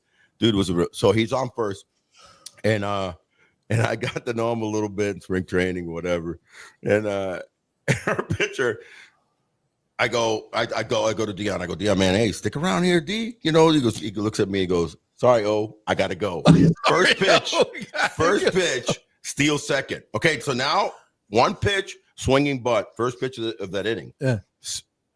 First pitch, second pitch, stole second. He's on second. Third pitch, Jeff Blauser's inning. Yeah. He took both pitches, right? It's like 1-1 now. No, he's 0-1. And he's on second. Third pitch, steals third. Our pitcher was a guy by the name of Matt Turner, who was a rookie. And Dave Magadan's on third base. I'll never forget this. And the pitcher decides to go in the full windup. Me and Dave. Oh, my God. No, don't do that. So he goes in the full windup. Deion fakes like he's stealing home. He goes like this box. Game over. Game over. 3 pitches, swinging bunt, 2 steals, and a balk. That's what speed does. Speed does to you, man. That's what speed does. I've never seen anything like that in my life. Oh my! Dave Rader, Doug Rader, our hitting coach. We went inside. We had just gotten swept by Maddox, Glavin, and my God. whatever. And he turned over the table, the dining table in the clubhouse. He's like, "You guys are bullshit." Sorry, Skip. Sorry. Not much you can do. We're an expansion team. Dude, that's a great story. That's a great Deion story right there. He goes, sorry, he's so I gotta go. This comes from JS, says, you discussed a bit on Monday, but I definitely support the potential MLB realignment. Reduction in team travel and still hating the Red Sox sounds good to me. Here's let's add it. Okay, here we go. What's it looking like? So here's your potential baseball realignment. So this would be the NL Midwest, where you got, let's see if I can see this. God, I can't even see it. I'm so blind. Or here's your AL North. What do you need to know, JP? I got you right here. All right, so the AL Northeast would be the Yankees, the Mets, the Red Sox, and the Phillies. That Correct. sounds like fun, right? Right. The Mid-Atlantic would be the Orioles, the Nationals, the Pirates, and the Cubs. That sounds like fun as well. Yeah. The AL Great Lakes would be the Twins. No, Tigers. that's Cleveland, not the Cubs. By the way, the Mid Atlantic. Cleveland. Okay, That's the Guardian. Cleveland. Yeah, That's him. I'm sorry. Yeah, so Yeah. Cleveland. Still good. Good group there. And then the AL Great Lakes would be Twins, Tigers, Brewers, and Blue Jays. And the AL Southeast, I can't see because of Braves, Marlins, Rays, and to be determined expansion team, probably Nashville. Braves, Marlin, Rays, and Nashville or Raleigh, probably. Right. Okay. Okay. The NL Midwest, I cannot see. That would be Cubs, That would be, White yeah. Sox, Cardinals, and Reds. Okay. I like these geographic rivalries here. NL Central, Rangers. Rockies. Okay, yeah, Rockies, Royals, Rangers, Disastros. Okay. Ooh. Did he just call them the disaster? He did call them the Disastros. NL Southwest, I love that. Dodgers, Padres, Angels, D-backs. Okay. And NL I mean, some teams Northwest. are going to be pissed, though. Yeah. NL Northwest, Mariners, Athletics, Giants, and to be determined expansion team, probably Portland. Correct. Yeah. So the Dodgers and Giants are not together, which is, but there's still going to be a balanced schedule. So everybody's going to play everybody the same amount of time. Is that correct? I would think so. Yeah. That's what they're hoping for. Put a little bit more emphasis towards your division. I will say this about this arrangement is I have seen other proposals for MLB realignment that do away with the American League and National League.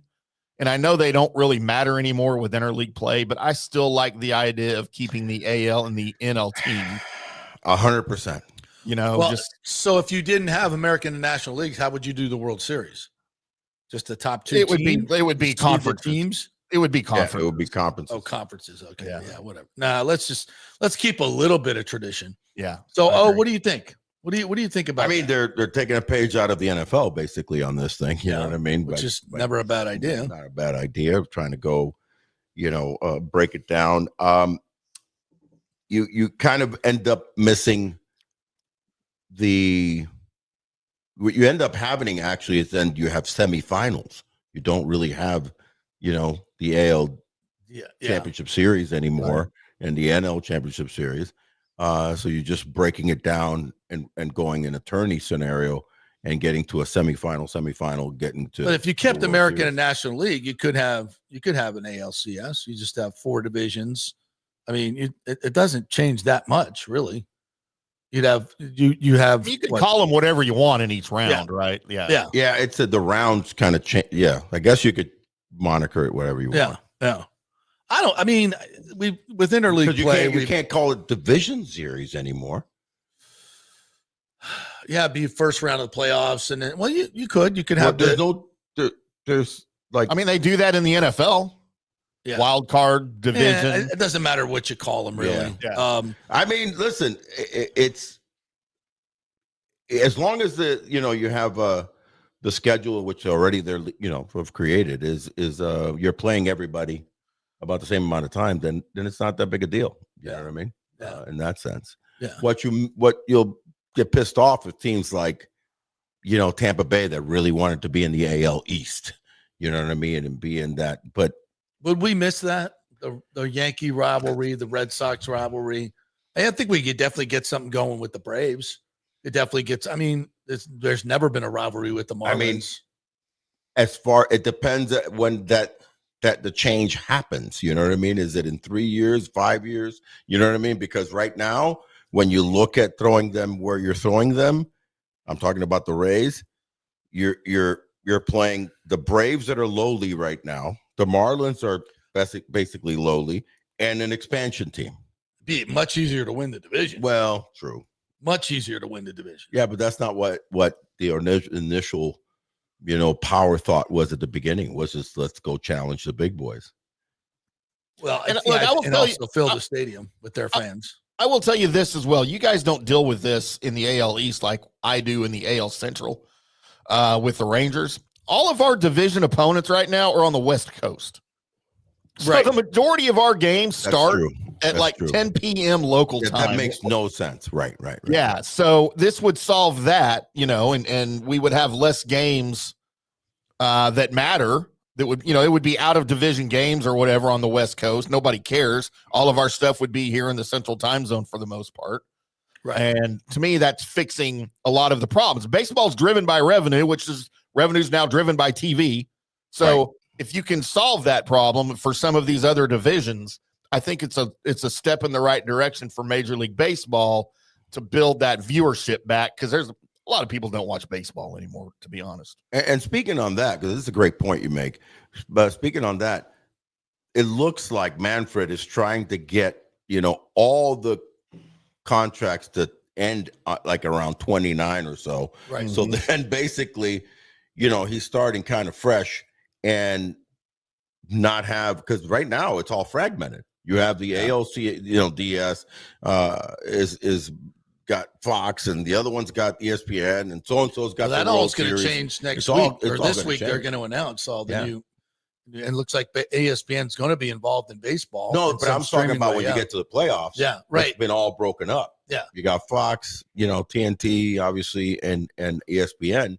Now you get into a little different bidding war and a different scenario as to how he breaks up these playoff situations. Yeah, but I think in general, it's good for. I think everything Manfred's done, almost everything I like. All the rules to speed up the game. I like the runner on second base and extra innings.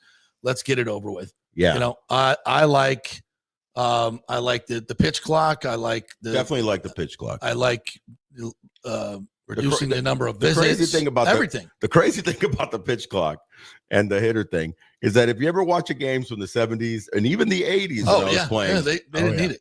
They didn't need a pitch clock. It was just like, what created the delays, honestly, were commercials. Yeah. Was the commercial breaks. So then all of a sudden there was more advertising as baseball got more popular into the 80s and 90s. And then all of a sudden guys just started, kind of taking advantage and slowing down the game a bit. But the game, Derek Jeter ruined the so game fast. Oh my God, here it comes. The Yankees themselves were a human stop. Delay. Oh my God. I mean, Jeter would step out every single time. He stepped out a lot. Do both gloves. Right. So did Nomar Garciaparra. They all did, and it started to become, and then the pitcher would back off, and then it was a cat and mouse game. Games just went quicker. It was ridiculous, and then the broadcast went smoother and quicker. There was less commercials. And then you had guys that started adjusting their equipment in between pitches, even if they didn't swing. You got a guy that's ready to swing. If the ball outside, he doesn't swing. He steps out. He's got to redo his gloves. He's got to redo his ankle guard. He's got to redo his elbow guard. It's ridiculous. Dude, that's driving me crazy how many things they're bringing up to the plate. Right. And it's all of them. It's not even that if you have, I don't even think it's guys that have hit balls off their ankle. It's just they got to have the ankle coverage, the elbow thing, the full body armor thing, the hand blocker, just in case if I get hit in my hand and would you wear that stuff? No, dude. No, bro. You'd feel like and I used to hammer myself on my right foot. I was a switch hitter. But I used to roll over a lot from the left side. Right side never hit my left foot. I was strong with my bottom hand because I was born left-handed. So I used to top balls. So you get those little sliders down and in. Yeah. Those were the pitchers that you would go, whoo, and you would smoke yourself and get a hematoma. And I'd be like, I'd look at it and go, spray it. And back then they used to spray. Yeah.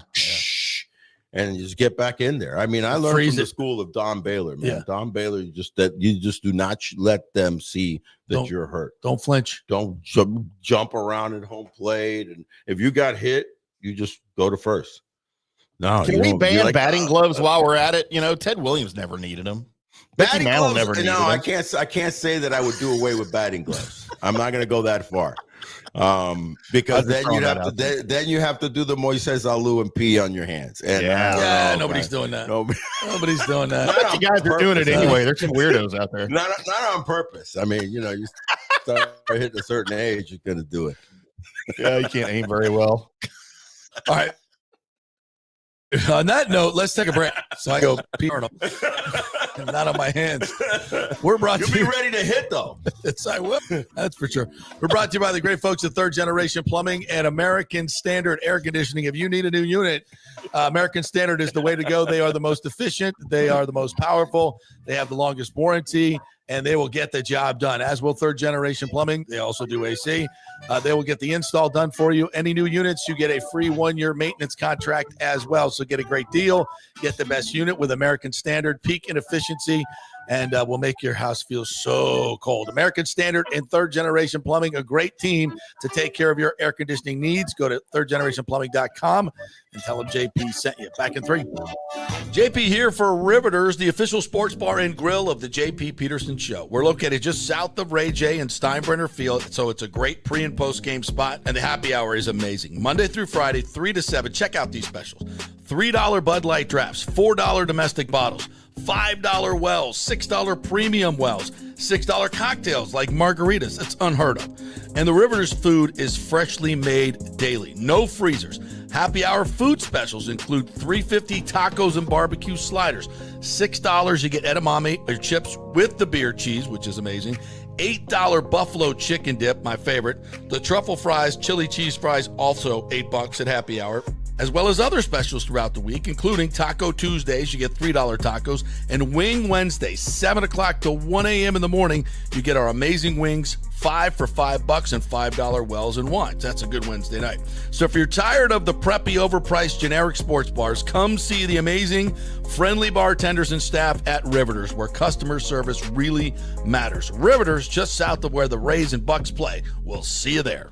Going through a medical emergency without health care insurance can cause you to go into crippling debt. In most scenarios, people are forced to either break into their retirement funds or worse, they're forced to file for bankruptcy. The sad truth is that health care insurance is crucial in today's day and age.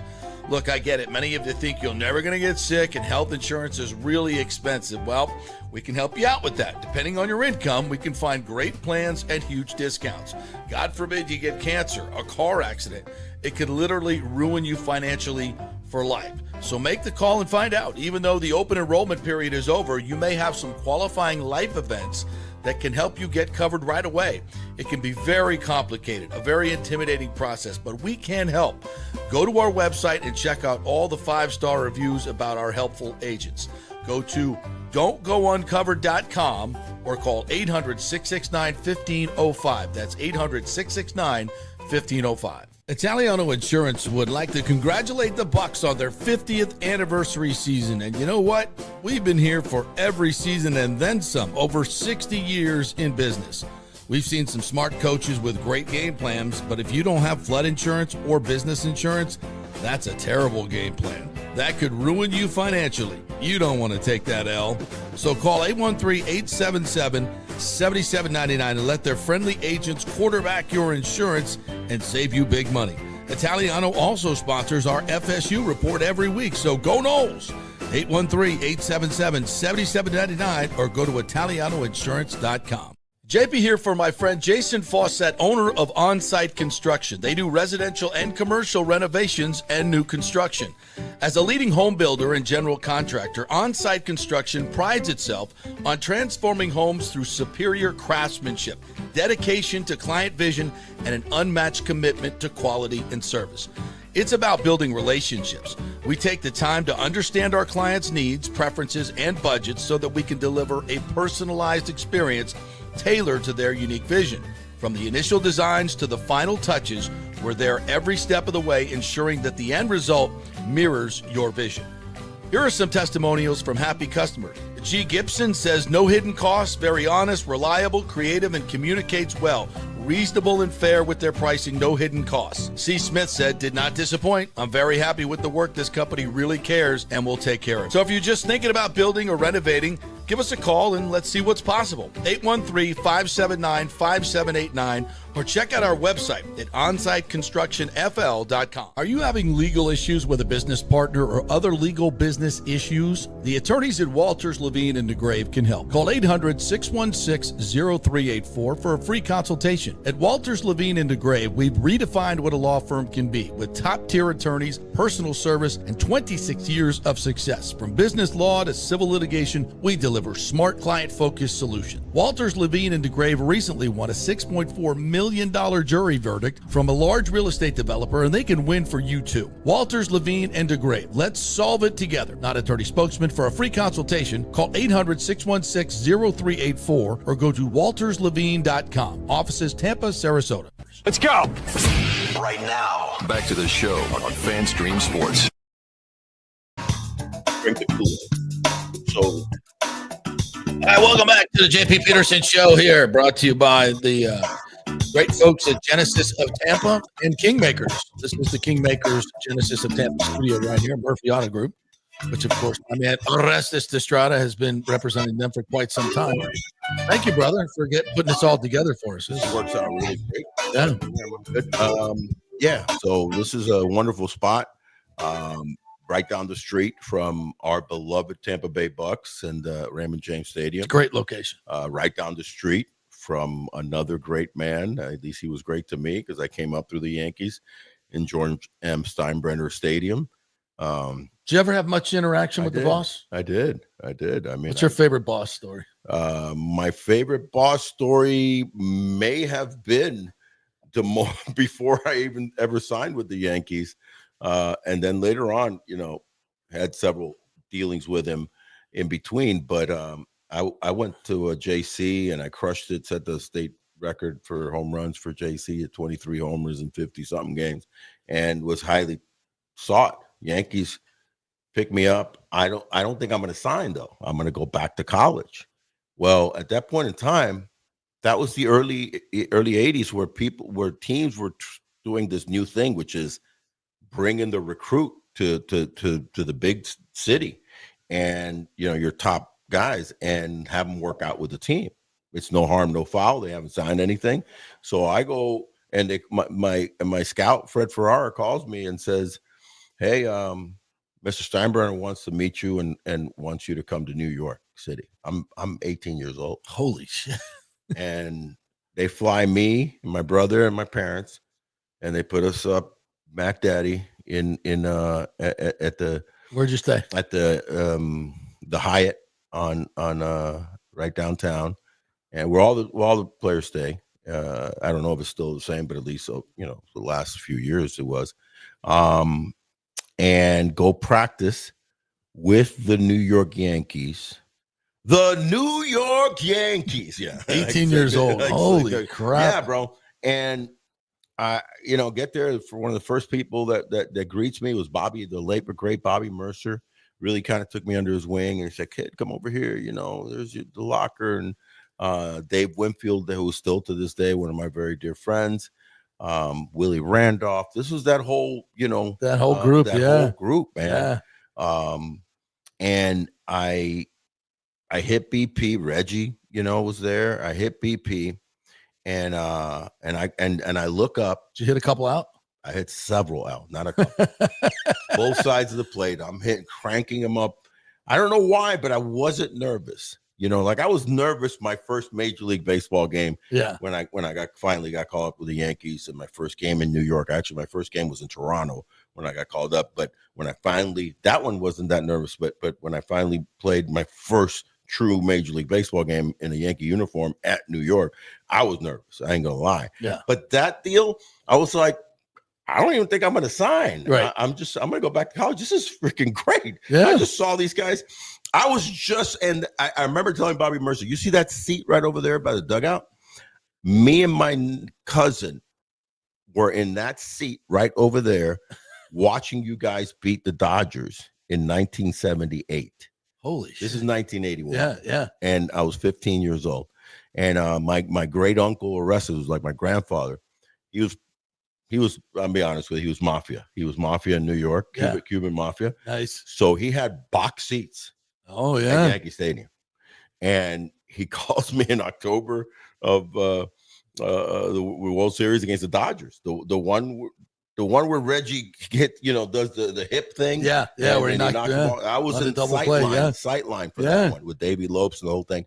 So my great uncle calls me, and then my dad gets on the phone and goes, "Hey, you want to go to the World Series?" I would always go every summer, right? From 8 till I graduated. So, long story short, I'm watching that whole World Series. Nettles making all the great plays, and then 3 years later, I'm hitting BP with these guys. And by the way, after they won the game 6, after they won games 3, 4, and 5. So I came up. They lost the first 2 in LA, came down 0-2, and my tickets were games 3, 4, and 5. We swept them. I say we because I was a Yankee fan out of the womb, and we took them. And after game 5, Yankee fans being so smart, knowing they're not coming back here, everybody jumped on the field, and that's why they added the horses years later. They added the horses because that was one of the years that everybody jumped on there.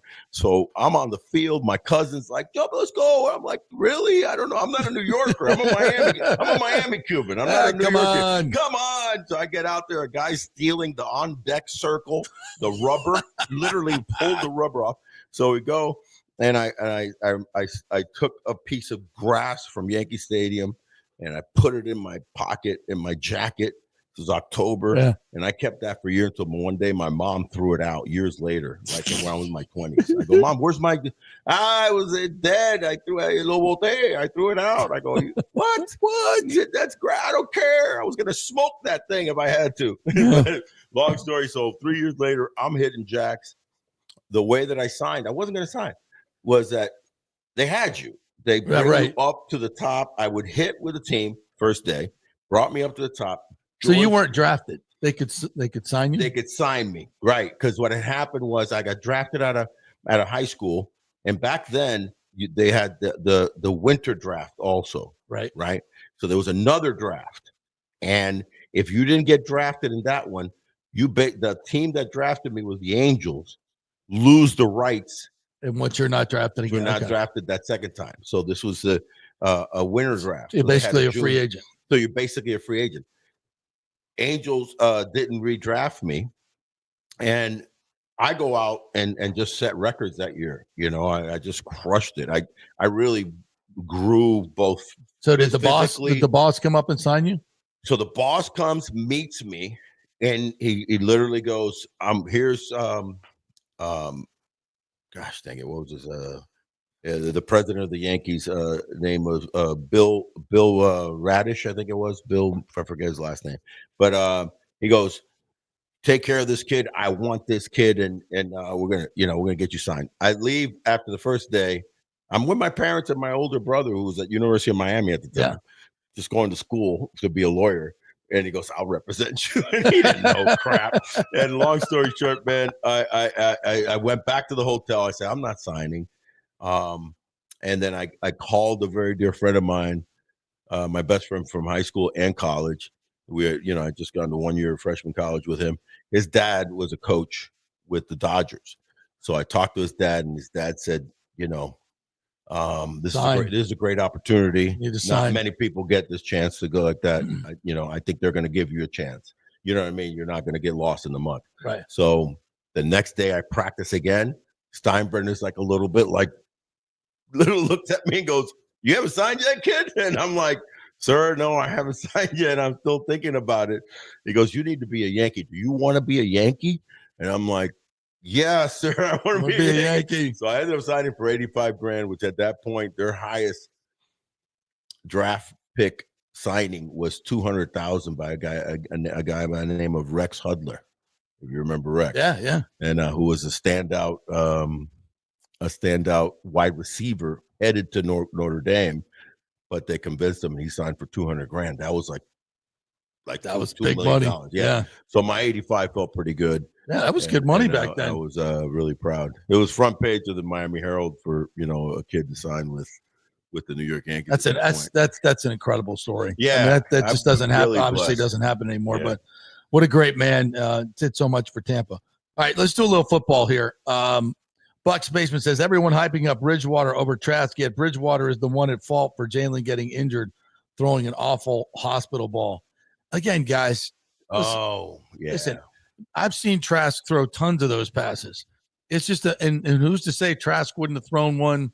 You know, you got to get it over the linebacker. Yeah, Teddy was a little bit rusty. Yeah. But you can't blame, he was a little rusty, and that's why the ball went high. And you guys that have been playing for years and years, the ball comes out. It's not going to be as accurate as you want it to be every time. Guys get hurt. I mean, it's a lot less rusty than Trask was. Yeah, exactly. It's like you guys got to. I think give that's a solid number 2 there. I mean, God bless Trask. I mean, what, 8 years he's been here? It seems like it. 4 years. This is 5th year. Yeah, I was going to say it seemed like 8 years. No, but I mean, he's thrown. He hasn't thrown. I want to say he's thrown probably 11, 12 passes. His whole career. His whole career. So if you were good enough, you'd have played more. Exactly. And I just don't think he's good enough. Steelers defensive back Daryl Porter hit Jalen McMillan a little early while he was defenseless, but I don't think it was a dirty hit. Teddy Bridgewater just threw a bad ball. Yeah, he did. Yeah, he threw a bad. That happens in football, and guys get hurt. Not every pass is going to be perfect. Can't leave your wide receiver out to dry like that. That was a bad throw. Yeah, it's a bad throw, but it happens. It happens, and the fact that he started Bridgewater over Trask doesn't mean it wouldn't have happened if Trask was in there. I mean, it's just, and I don't get that. Cody says realigning MLB divisions is a great idea, but put all the poor teams in one division and the rich teams in another. I like that idea. Wow. I mean, if you can't level the playing field, and let me ask you this, this is a good question. Well, this is going to lead to the salary cap. Yeah. So do we need a floor and a cap? Yeah. Oh yeah. 100%.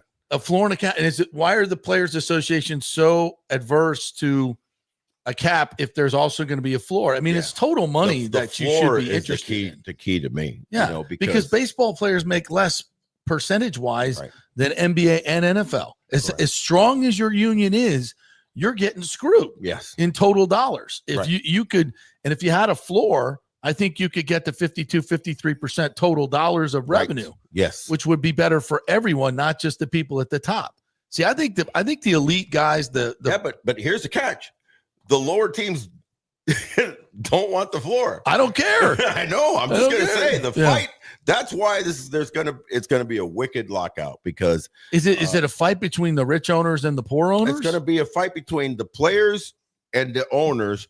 But within the owners is going to be within the rich owners and the poor. If the central fund, and by the way, let's retract. There are no poor owners. Exactly.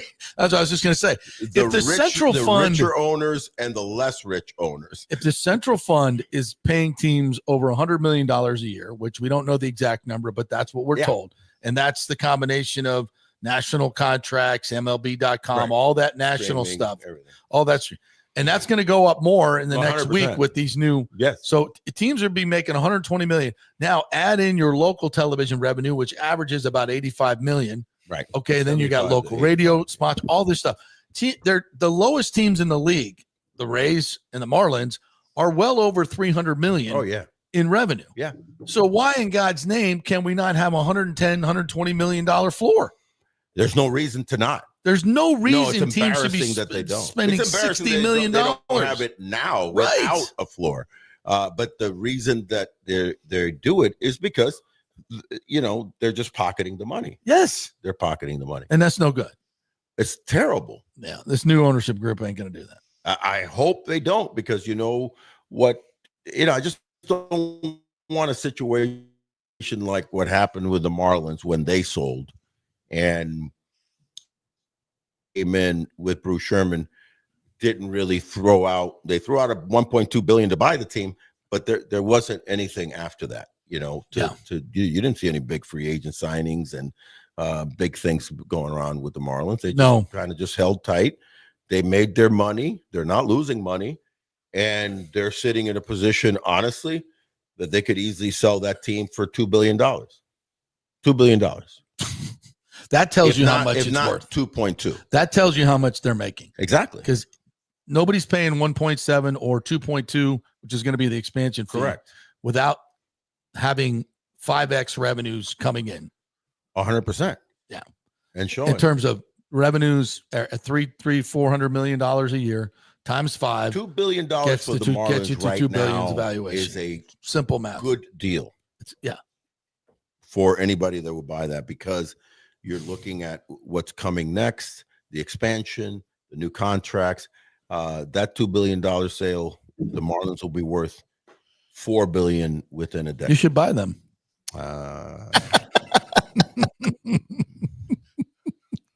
Moving on. Moving on. FSU's exit fee, Michael LaRue says, is $185 million this year, drops to $18 million each year, levels off at $75 million in 2030. That's right. We all know that. And yes, he did. As James says, Alford did not answer my question directly about realignment. I guess it means it's ACC for the foreseeable future. Well, two things. He's not going to tell me their long-term strategy and make it public to everyone as much as he loves me, clearly. Thought you had more pull than that, JP. Yeah, I know. Yeah, hey, come on, Mr. FSU. But I had to ask the question. I knew I wasn't getting a straight, but I had to ask the question because that's what you do. Bobby Bowden would have got to get well, he just said, John, let me tell you something, John. I would love to stay in the ACC. That's a good one, right? That's a good Bobby Why does he sound like Foghorn Leghorn all of a sudden? That's not Foghorn Leghorn's more from the base. I say, boy. Bobby was more up here. He was more up here. Oh, yeah. Excellent. Bobby was John. He called me John. John, we really? can't survive. I love that. I got to compete against Florida. In Miami. Florida. He called it Miami. In Miami. Give me a who to thunk in it, Georgia. Give me a who to thunk it. Dead gummit. Who to thunk it. Who to thunk it. I love that. I use that all the time. Yeah. Who to thunk it. Hey, question. Speaking of FSU, where's James Winston going to end up kind of falling? Jameis Winston? Jameis Winston is going to fall. I don't. I heard into the broadcast booth. I heard that the Saints might end up. The Giants have said they will not trade him. They will not unload him after he's number 3. Yeah, but the Giants have said they're keeping him. But Really? that's what they say. That's what they said publicly. But those things change when trade offers. I figured he'd somebody gets. It's going to be who gets injured. He ain't going back to New Orleans though. That ain't happening. No, he gets injured. Oh, they love Spencer Rattler and Tyler Shook. Yeah, Taylor Shook. I like Spencer Rattler. Do you? Yeah, he's all right. Yeah. I don't see him going back to New Orleans, but I see him playing for somebody this year when a starter goes down. He could end up being like a Vinny Testaverde kind of guy. Yeah, just hang around for a long time. Vinny Inceptiverde. Remember that guy? We love Vinny. Yeah. Hey, we had him in Dallas. Yeezy says, I'm more worried about the offense than the defense. Never thought I'd say that. That O-line versus Steelers 2s was awful. Ooh. Why won't any reporter ask Bowles where the hell is Godwin? Well, we have asked him. And he know that. But no, he's not going to. He's probably going to miss the first game or 2. 4. Probably 4. We have not seen him on the field. Typically, when guys are coming back. Been pushed to 4? Well, typically when guys are coming back from injury, they got to be on the field, right? Well, they'll be out for the media portion, and they'll be working on the far field with the trainers just running up and down, and they'll be clocking their speed and going through agilities drill. We haven't even seen Godwin get to that level yet. I had the same injury. Right?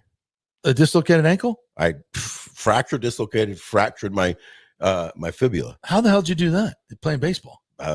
Sliding into second base to break up a double play, and my spike caught. So I rolled over. My ankle ended up behind my leg. So I tore all my ligaments. See, that's the thing. Tore my ligaments, and then they had to I still have 3 screws on my fibula. How long did it take you to get back? It took me 7 months. 7 months? 7 to 8 months to be really. To run again? To run fine. Yeah. So I did it in August. And I was back for spring training. He did it in October, and we're coming up on a year. I know. I've been following his because I empathize, and sympathize with that injury because I lived it. One thing that helped me dramatically was I walked on the beach every single day. Once I was able to start walking, I did this beach walking thing and gripping the sand.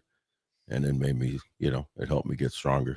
That's smart. Yeah. Demi Garnett says, Orestes, looking forward to seeing you tonight at the Baseball Museum. Hey, you got an event tonight at the Baseball Museum? Plug the Tampa Bay. Yeah, go ahead. The Tampa Baseball Museum at Ybor. It's actually Al Lopez's birthday. The great Al Lopez. Yes. So we're celebrating it, and I'm going to be over there doing a little panel thing at the Tampa Bay Museum, right there in beautiful Ybor City, and along with me will be the Honorable Robin Fuzon, a former teammate of mine and now judge, district judge here in Tampa, and also the great Mike Heath, former catcher, all-star. So we'll just be talking baseball, talking a little bit of Tampa and future and the past, and celebrating Al Lopez, who was Tampa's first major leaguer, first Hall of Famer. Yeah. And just one of many firsts for the great Al Lopez. We have so much great tradition of baseball. By the way, that museum is actually in Al Lopez's. That's his first house. Yeah, his first house. How cool is that? How crazy is that? Yeah, it's beautiful. It's a beautiful place, and I'm proud to help him out every now and then. All right, this is for you from Rick. Cuban sandwich, panko bistec. I don't know what that is. Pan con bistec or medianoche. Which one do I like best? Yeah. Un sándwich cubano, un pan con bistec, una medianoche. Medianoche falls in a distant third because the medianoche has pickles and Swiss cheese, and I do not like either of those two things, pickles or Swiss cheese. So my big one is a pan con bistec, which is a steak sandwich, famous Cuban thin bread. Thick Cuban bread, the same bread you pretty much get for Cuban sandwich, but sliced. It's the thin slice steak, the flank steak, and then you have the little papitas fritas. It's like those little they're like almost like French fries, but they're little fried tiny potatoes. The fried potato with sauteed onions. And then I always add cheese to it, lettuce. And so it's tomato. like a cheesesteak. It's a cheesesteak, but it's a Cuban cheesesteak. Yes. Oh, and it's the bomb. I never heard about bomb. That. What do you call it? I'll take you. Pan con bistec. Pan bread with steak. Pan con bistec. Oh, pan con bistec. Who's got the best Cuban sandwich in town? Do you have a favorite? Probably La Segunda, which is right there on Kennedy. Is one of my favorites. But there's so many. There's a lot of good ones. Obviously the old standby La Teresita and Arco Iris, but I do like La Segunda. And, all right, and I love the café con leche. Oh, so good. All right, last one for you. Ask Go why the starting staff has underperformed this year. Actually, I've been more concerned. The more glaring scenario has been the underperformance of their bullpen. Even the guy that I love in Fairbanks has struggled this year at times. But their bullpen definitely, that middle relief has been the scenario. Early on in the season, their starters were actually doing really well. In fact, they were going 5-6 innings, like surprisingly. And one of the reasons they were going 5 or 6 innings, they were pushing them to 5 or 6 innings because their bullpen wasn't the normal bullpen that they could come in the third for years past. So, the bottom line is one of the other things that I will say, having been a former hitter at that level, the more you see a guy, the more the major league adjusts to the guy. And Shane Baz is getting seen more, and he got hammered yesterday. That cutter should not have been thrown as many times as it was. So bad. The cutter got where was the knuckle curve to those guys? No knuckle curve. Well, he did throw one knuckle curve, and I believe was it? I think it was Rice hit the curveball for a big fly. So, but when you start seeing guys over and over. You know what I mean? And the league starts seeing you more, then you have to make the next adjustment. So think about it. Most of our young starters now are going, and we're into the second, third go around in the major leagues. And they're starting to get hit because they've been studied. Taj Bradley, who got traded, but he was getting lit up. Yeah. And you can't just throw fastballs in this league. But they both have such great stuff. Phenomenal stuff. Right. And who ends up being the, other than Pepio, who's had a solid season, but and he's Rasmussen, been a little, is Rasmussen. Yeah. Rasmussen has been the most amazing guy. His location is so good. Exactly. So his location with his fastball and breaking pitch, but mainly his fastball. But the other young boys were rearing back and trying They're just like Boz is a perfect example. He's good stuff people. Last night, but his location was awful. Awful. I mean, that one to Judge was like smack dab in the middle of the several play. were like, just, and the one to Bellinger, to Bellinger. Yeah. Bellinger was the curveball. The second one was a curveball, but that's one. And then, but they were all hanging pitches. Yeah. So the league starts catching up to you, man. That's the one thing that I definitely learned is that at the major league level, they study you so dramatically that they know what your faults are as a hitter. So you have to adjust. And then as a pitcher, that third, fourth time around, as far as, your third, fourth year, you got to, unless you have impeccable control, then it doesn't matter, because if you have control, you've got the hitter. Well, it's kind of a lost season at this point. We'll see where what happens in the off season. Should be very interesting. One last reminder. If you want to see the Big O in person and myself, we'll be at Genesis of Tampa this Saturday from 2 to 4 o'clock. We'll be talking baseball, be talking football. We'll be on all these same channels if you want to sit back and watch it on YouTube. We'll be watching football. You'll be watching football. So join us from 2 to 4 o'clock. We'll have some accoutrement on there if you want a hat you want a nice tumbler that we have here. I'll bring some gifts. Genesis is giving away a bunch of stuff too. So it should be fun. So 801 East Bears Avenue on Saturday from 12 to 6 will be the Friends and Family Weekend, hosted by Michael Murphy and the Murphy Auto Group. So come see these great Genesis cars. They are fabulous. And they really are. I want one so bad. They're so dramatic. I want one so bad. Well, 12 to 6 is the entire event, but we'll be there from 2 to 4. So come say hello, and we'll give you some fun stuff. Yeah. Oh, thanks for coming in, bro. Texas. You're the best. You're awesome, buddy. There he is. Pop your mug up there and say goodbye to O. Come on, buddy. Okay. I can do that. Hang on. Let's see. Are you in Houston, or are you in what part? Where in Texas are you? I'm in Frisco, the home of the Cowboys. How the Cowboys gonna do? They're gonna make a run. Meh. Meh. They're gonna meh. They're gonna make a run at the number 1 overall draft pick next year. That's hard. Arch Manning. Arch Manning could be. He ain't coming out. Could be. All right, Timmy. Coming out. It should come out. Thank you, Timmy. Thank you. You're awesome, thank you guys, and all you commenters. Appreciate you guys. We will be back tomorrow with more fun and frivolity. We'll see you then.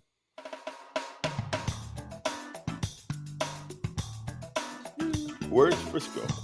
Is that North actually, Dallas? That's North Dallas. Is that where the star is? Is that where their training camp is? Yeah. Yeah, that's where they call it the Star. The Star. Yeah. Training camp.